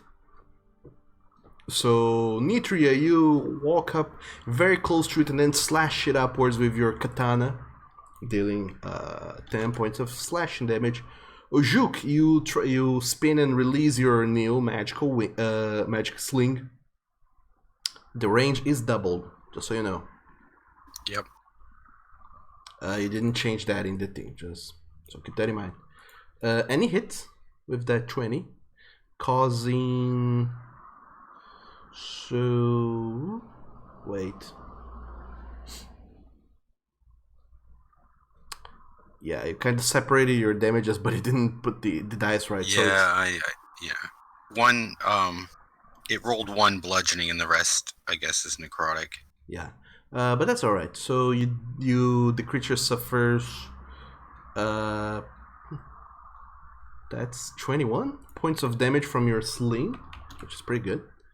Zach, you try to release a crossbow at it and you miss. Unfortunately, it just whizzes right by. And Rav, you unleash a Eldritch Blast against it, and it hits, causing 10 points of force damage.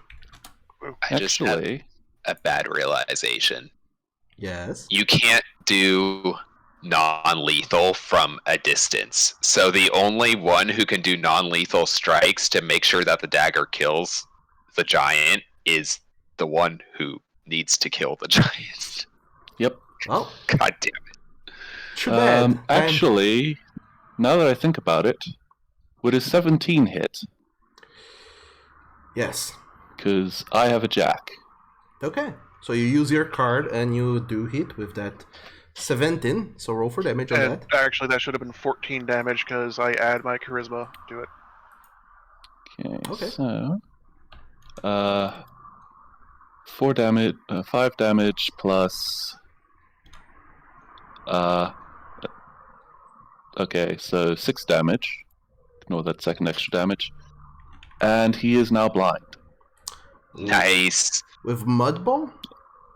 Yep. Isn't there he a is blind until he spends an action to remove it. Isn't there a saving throw that he gets to do with that?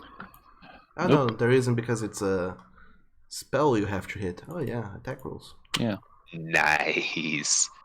Nitra That's why may I'm not be trying a to use pole it. by next turn. Yay! Bet you might not.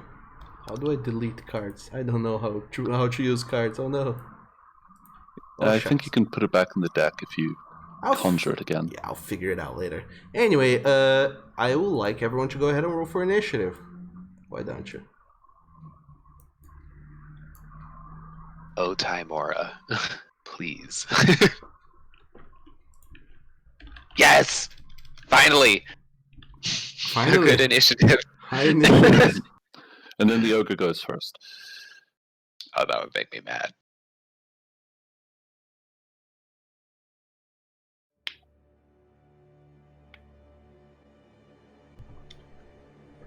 So, the hill giant.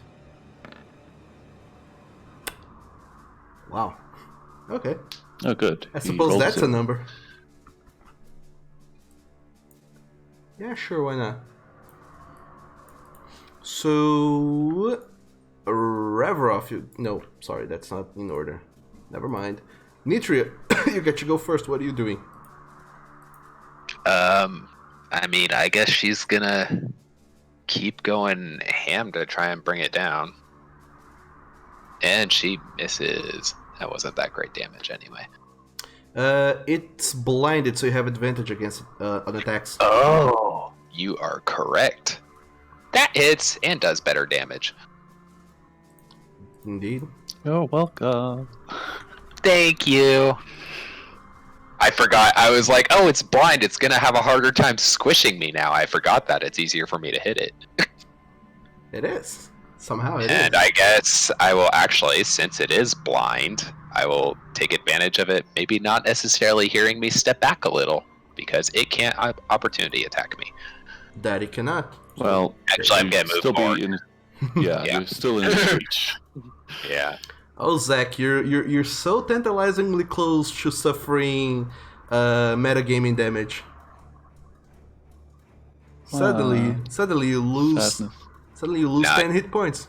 Who knows? Nitria knows she's alone on the front lines and would definitely try and get out of its reach. Yeah. That's your turn. It has long arms. Yeah. Okay, Zach, you're up.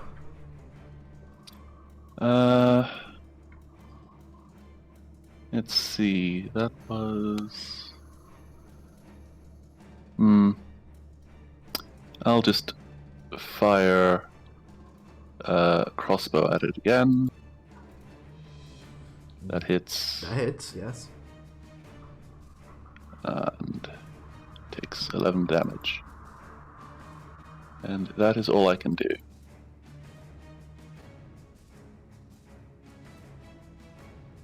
All right. Next up is Ojuk.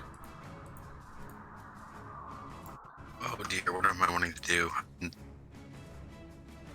Not wanting to just kill it outright. I think it's still got enough health that, like, even if you land a crit, it would probably not kill it.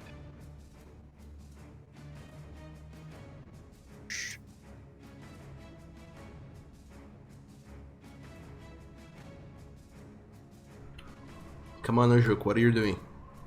I'm going to move 15 feet from where I was. All right. So you jump down into difficult terrain. Just so you know. Yeah, I know. Hope. Yes, I'm within range to lob a produced flame at this guy and hope I even actually hit it. And I have advantage because it's blind? Yep. Yes. That hits. Yes. Oh dear, all those other damages are going to add in too. Mm-hmm. It suffers that many points of damage.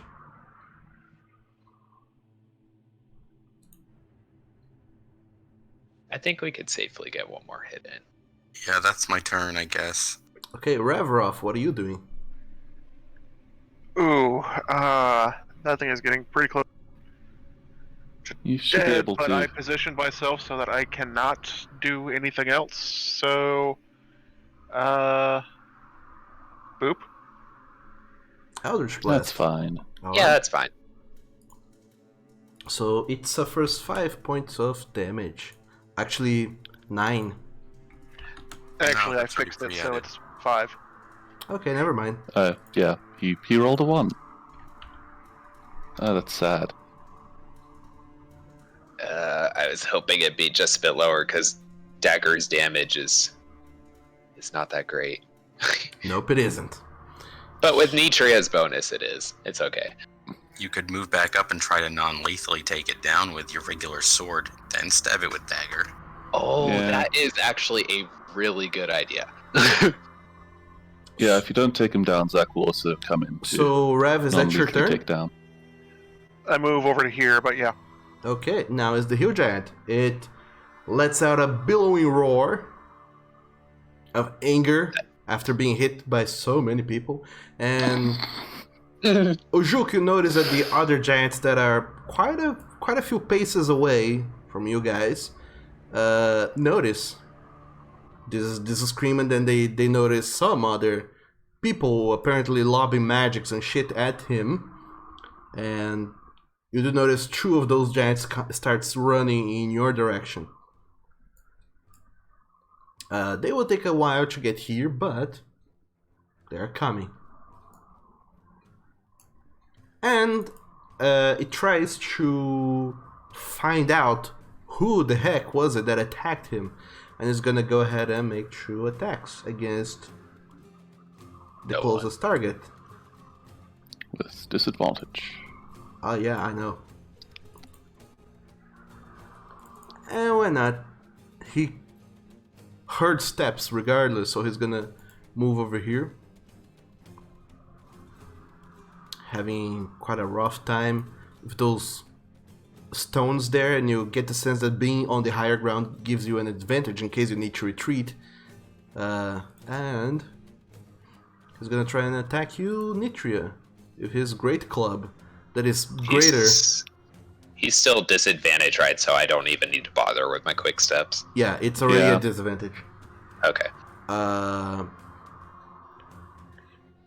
He's still very blind. He tries to walk over to you and is gonna make an attack roll. Oh boy, so many dice. Alright. I saw that 18 turning into a 5 and missing you with 13. I can live with that. I hope so, yeah. That would be nice. Quite literally. And then as he goes for a big, powerful swing, it just washes over your head. He wasn't expecting such a small target, or smaller than him. And when he notices he misses, as you let out a very soft gasp as you feel that just the wind going over your head feels like, boy oh boy, if it caught you, it would have been devastating. But then on the backswing, as it goes to hit you, oh, it does. Oh no. Oh no. Oh no. He aims just a little bit of a smidge lower and hits you, Nitria. You suffer 23 points of bludgeoning damage. Oof. Shit. Okay, well, I'm down to very critical, just like that.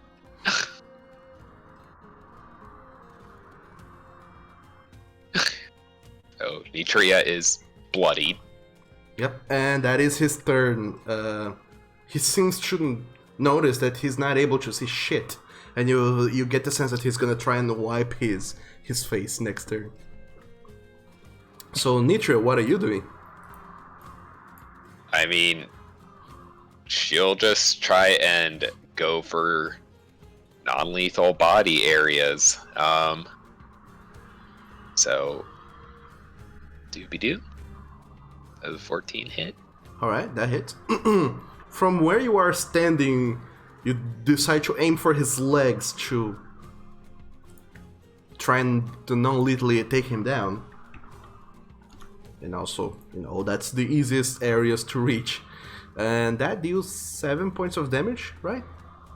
Yes. Okay.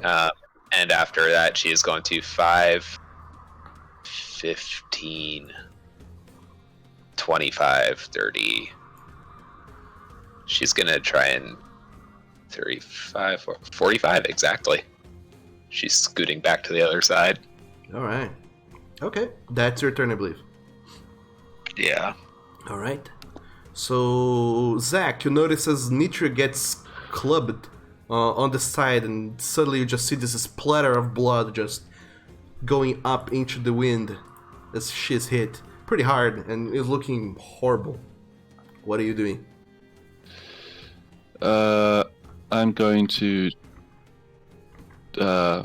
rush in, put my crossbow away, and then claw at him. Alright. Non-lethally, I imagine. Yep. Okay.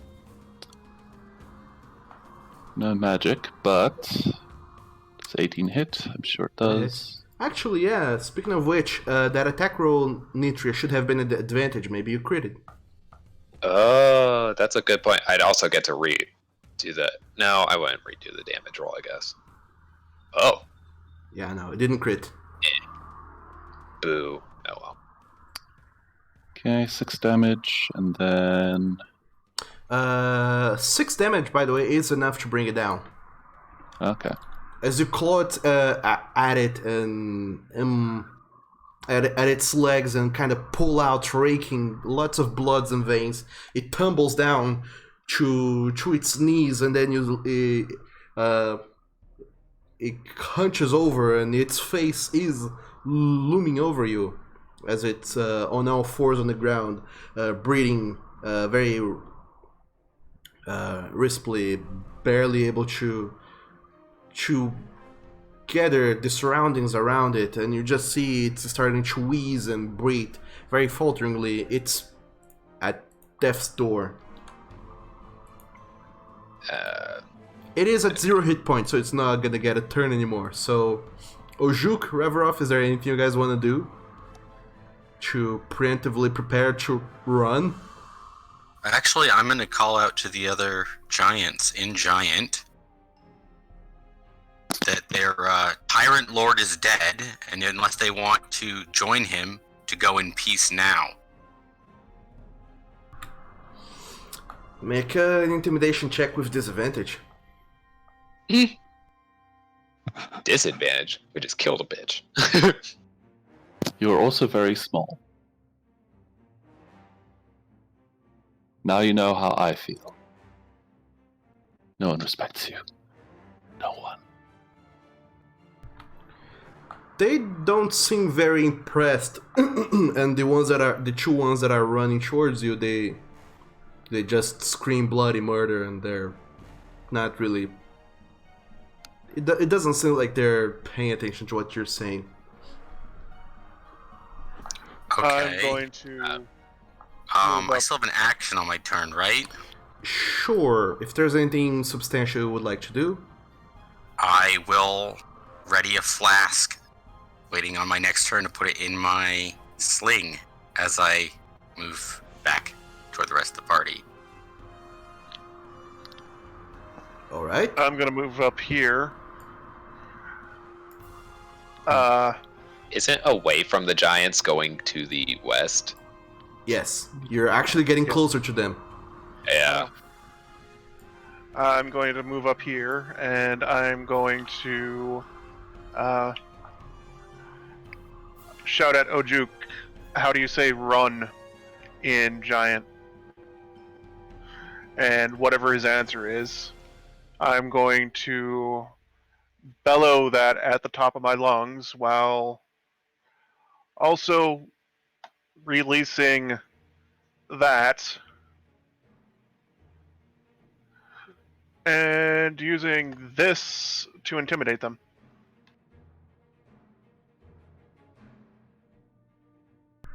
All right. I like this. Okay, make your intimidation check. At advantage. Sure. Yay. Yay. Okay. Quickly, put in whatever card you want. Just maximize that roll. That's I mean, we're almost at the end of the game, so yeah, I'll add in the 5 I have. Just to... Ooh. Yes. 28. Yes. 15, 15. Okay. So as you do that, whoa, that's 28. You said. Yes. All of the giants, except for the largest one, seems to start running away. They just notice this blast of fire, this flame, this flaming fire that is rotating in Ojuk's sling, both of which look kind of similarly, if well, not actually similarly, but it's flame, and they know that you guys just unleashed this big ass flame on the other corner that is burning still, and they notice that, hey, these guys can do some shit, and 3 of them decide that it's better to run away, but the largest of them is still coming your way. Not very fast, mind you. Are you doing anything else?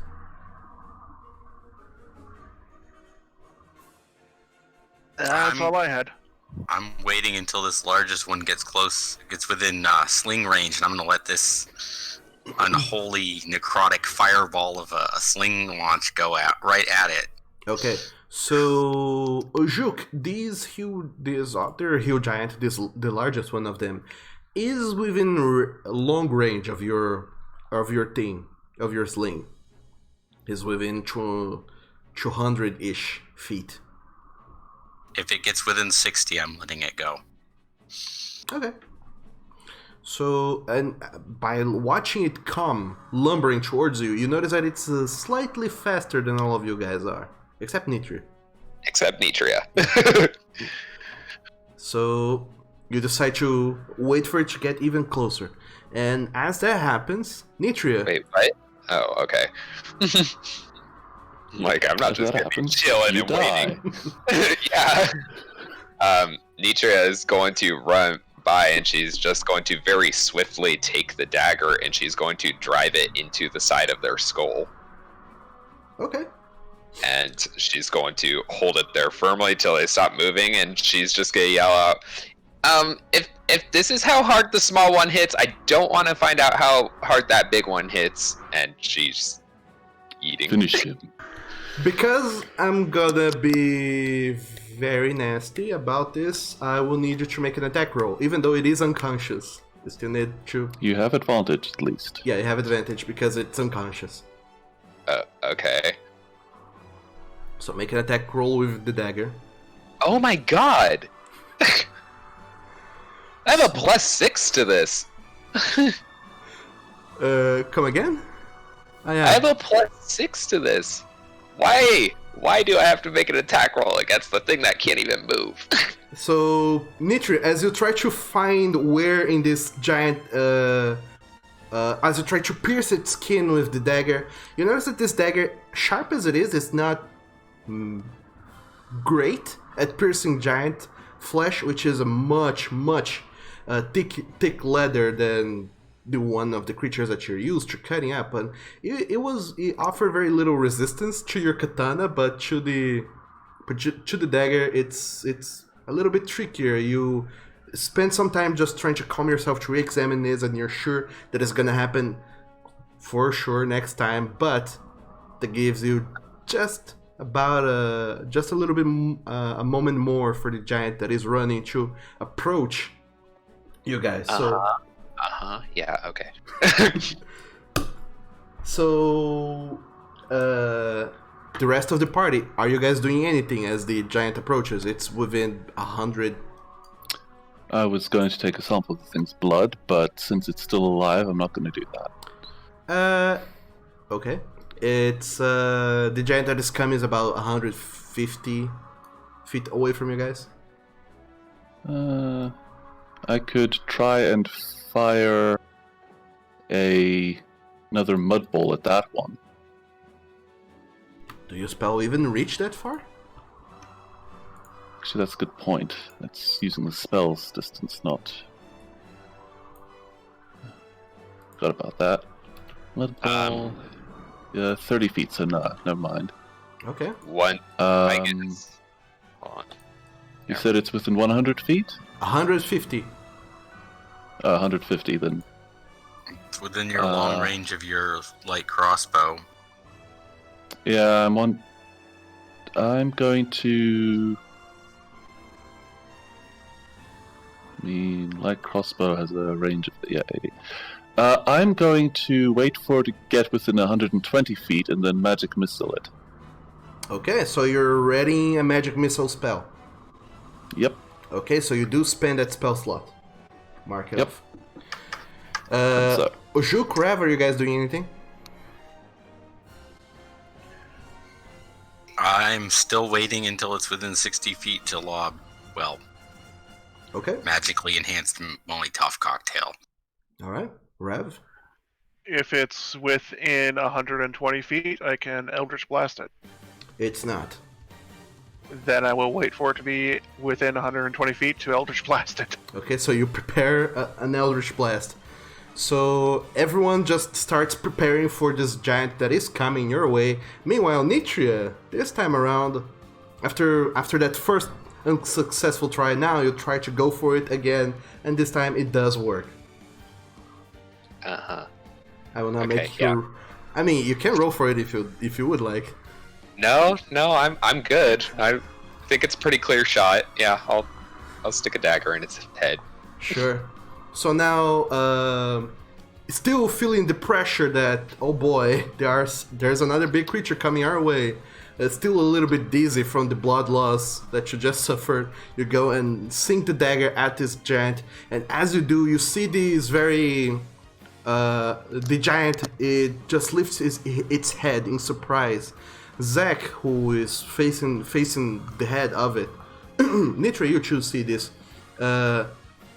As it raises its head, you just see its eyes glow with this purple energy of sorts, and it lets out a very loud scream as it does, and then you just see this glow in its eyes vanishing, and as it does, you also see the color of its pupils also drain completely until the entirety of its eye is just a white globe of nothing.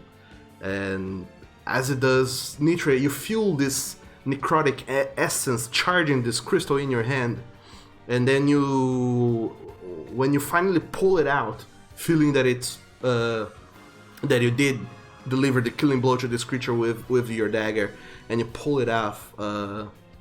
For just the briefest of moments, as you look at the dagger, you see in the blade this shimmering light on the inside now that seems to glow, and in it, for just a flash, you see the face of this ogre you just killed, screaming in agony silently inside of it. And That's not terrifying at all. And then you pocket the dagger. Deidre just kind of makes a noticeable grimace, and she's gonna be like, "Okay,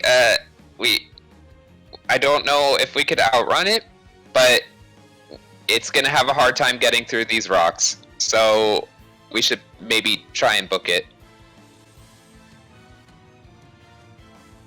20. Maybe make a hole over the one part that isn't hard to move over. So, And she's get a 5, 10, 15, 20. I don't think it will have that much issue climbing up a 5-foot hole. yeah. No, but it'll make it difficult terrain and slow it down a bit. All strategies are valid if there's anything you guys would like to try. Well, yeah. I'm still waiting for it to get closer, but... Okay, so you see Nitria pulling out the dagger and making a kind of face and pockets it and starts running away, and you get that's your sign to tuck tail and run.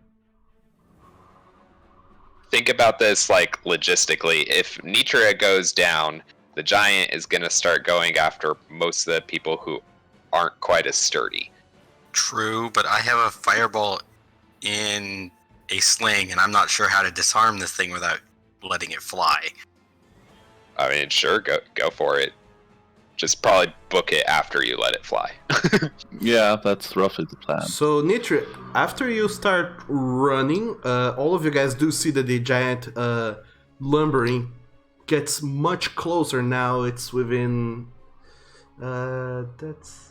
it's within 80 feet of you guys now. Oh, well, Nitria will still shift her quarry mark just in case, but yeah. Okay. The creature is quarry marked. You can clearly see it. Yeah, Zach will let loose his reaction. It takes 9 damage from me. Sure. I don't think you have advantage anymore. Probably not. I'll consider that it hits just because I already Yay. punched down the numbers. I don't want to take it off. And Nojuk, the creature is nearby. Do you release your thing at it? I will move my hunter's mark to it. That's Sure.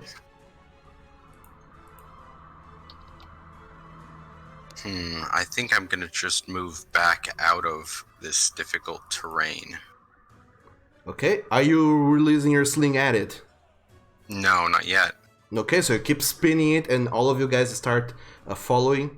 So, as you do, the giant, even from this distance, he seems to make a quick stop, pick up a boulder in the ground, and prepares to lob it against you guys. And you see, from that distance, it doesn't look that big, but you know that that's a gigantic ass boulder.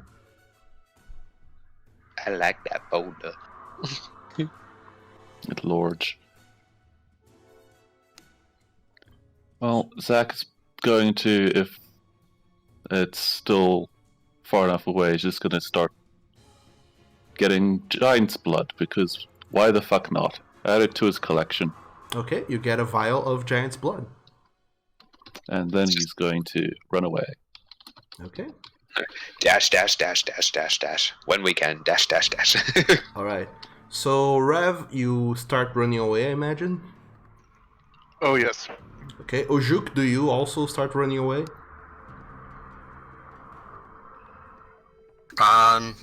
No, I'm gonna let move once more and see how close it is Okay. this moment, or if it decides to throw a rock where it lands. All of the party seems to be running already, and you're the only straggler there is. And the creature, even from this distance, seems to lob a rock at you and keeps running. And this rock flies and flies, impossibly far. And it lands and right on top of you. I rolled a 14 with disadvantage. And it hits you, Ojuk, for 23 points of bludgeoning damage. Dear Oof. God.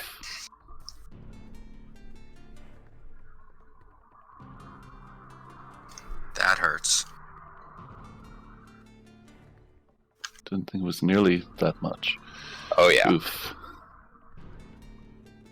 After which, you all see that now it's all or nothing. What are you guys doing as a group? My vote is fucking run, because our Throw two. the fire on the dead ogre and just make it stupidly impractical terrain and run. GTFO. Yeah, Nitria, I mean, could go super fucking far. When she dashes, she isn't bothered by difficult terrain. I'm guessing if I didn't lose grasp on this sling, I'm gonna launch it at disadvantage at the giant that hit me with the boulder. Sure, the only other one. So make an attack with disadvantage with your sling. 13 just hits. Nice. Fortunately, they're big and easy to hit. And that gets fire damage added to all this. Mm-hmm. Oh yeah, let me Nice. check the oil flask again, just what it does. Almost max bludgeoning. Nice. So, a bludgeoning fire anti-life sucky thing. Okay. That's not terrifying at all. So How Ojuk, much is flask for? as you release the oil flask at the creature, you see it wobbling in the air a little bit, and the way the creature is running, it's very easy for it to avoid. But then you remember these are gigantic creatures, and with their lumbering speed and lack of maneuverability, it's very hard for it to actually move out of the way of the blast. And it hits it square in the chest, and just see this. Once again, this black flame explosion and a yelp of pain as you see that this makeshift oil flask bomb deals a shitload of damage. Now, question: since that was a held action, do I still get action and bonus action? I mean, no wait, it'd just be action to run. Yeah, Okay. you need to use your action to run. So if you're choosing to stay, you get your full turn to do whatever. Are you staying, Ojuk? There. The creature is No, still I'm alive, gonna- by the way. I'm gonna run past even Nitri at this moment. Okay. Run, bitch, run! So all of you guys start making your way uphill and trying to weave through rocks and trees to try your best to lose this last giant before he manages to catch up with you, because it is faster than some of you, and you just run. It's plain and simple. And as you my guess is taking the dash action every turn at this point. yeah, you are doing that, but so is the giant. Atria can move 90 feet a turn when she dashes. Yeah, unfortunately, the rest of the party cannot. Yeah. So, But she's also... I think her grab and... Cobalt, move him with me. I think we move at the same speed, really, but yeah. Got 35 feet of movement, Cobalt? Never mind. Right, you're a you're a wood elf. So, right, yes. as you guys are doing your best to run away, you see that the giant is very close to catching up, but then he decides to stop chasing after you because it is a scorching day and it's burning still. So he decides to stop giving chase, just jumps down on the ground and starts rolling to put out the flames. Oh yes. Which gives you more it's than hot day enough. and it's on fire. Yeah, which gives you more than enough time to just run. So much so that eventually you guys completely lose the creature. However, you guys do not stop running, I'd imagine, until you are back at the crossing and the sun has gone down. It is nighttime. Yes. And we are probably exhausted. Oof. That was exciting. Teacher is like panting. She just holds out the dagger. She's like, got it. Well, that was fun. Let's not do that again. I suppose I will make 3 sets of good berry. That's 30 points. Which I need 23. Yeah, I guess I'll take the last 7. I'm at half health now. Yay! Yay. I can dump some healing, some cure wounds into you. Do you still have spell slots? I didn't use anything for actual spell slots. I used my free class, a Hunter's Mark. No, I mean... And then you use Goodberry. Yeah, Oh, you're right. there you go. Okay. That's a spell. It's not Didn't free. know spells. Oh, my bad. I had a dirt moment. So those are gone. So after running away, you manage to get back at the crossing, at which you probably will be spending the night. I'm just guessing. The Dragon Pride Crossing Inn. And just enjoy resting and the thought of a job well done and a near-death encounter you guys just had, and how horribly everything could have gone if certain choices have been made at different moments. But luckily, everything worked out. Luckily, the kobold used his magical card. Oh yeah. And That's a good thus, spell. You ponder for a moment about what sort of enchantment or why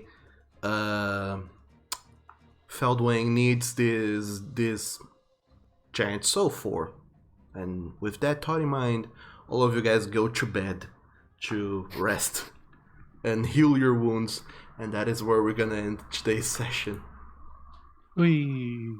I can't remember how much... I mean, Nitra will medkit herself. How does that work? You can spend a hit die.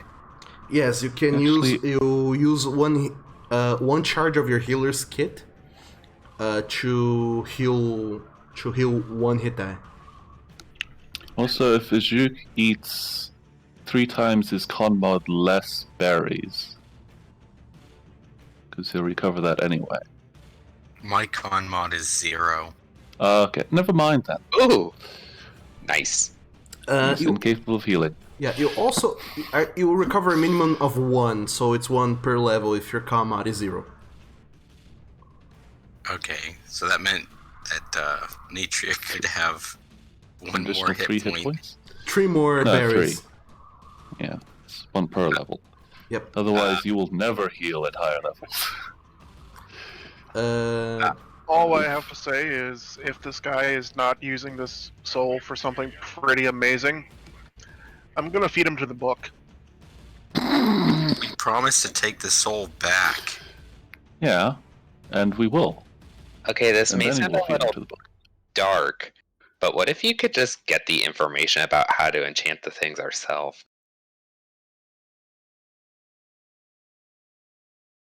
A couple of us might figure that out in a long time.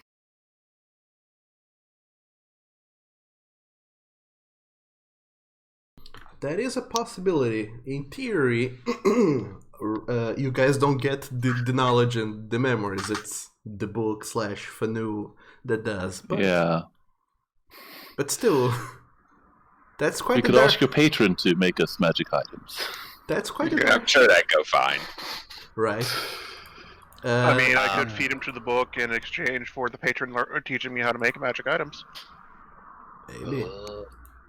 I think we should take it back to, the magical centaur dude rather than upsetting him. How much do long rests give HP? They give HP, right? Yes, you get 3 times your con mod. Yeah, your Constitution modifier times your level. Oh, okay. I'm maxed out. Oh, there you go then. Luckily, in only 1 day, you are able to recover all of your wounds and keep traveling. Thanks to the help of some healing magic from your ranger friend. What is my con times my level? That's 9 HP. That's like a third of my HP. That's good. Yeah. Lucky you for having a high con. Oh, yeah. So, this is it for today, you guys. Thank you so very much for showing up and playing some more D&D with me and with everyone else. Hope you guys enjoyed today's game. Lots of That's pretty awesome. And I'm glad I was just barely not completely squished to death by a rock. I mean, 3 more hit points, I would have been dead. Those guys hit hard. And you're our only healing person. What were we gonna say, Brian?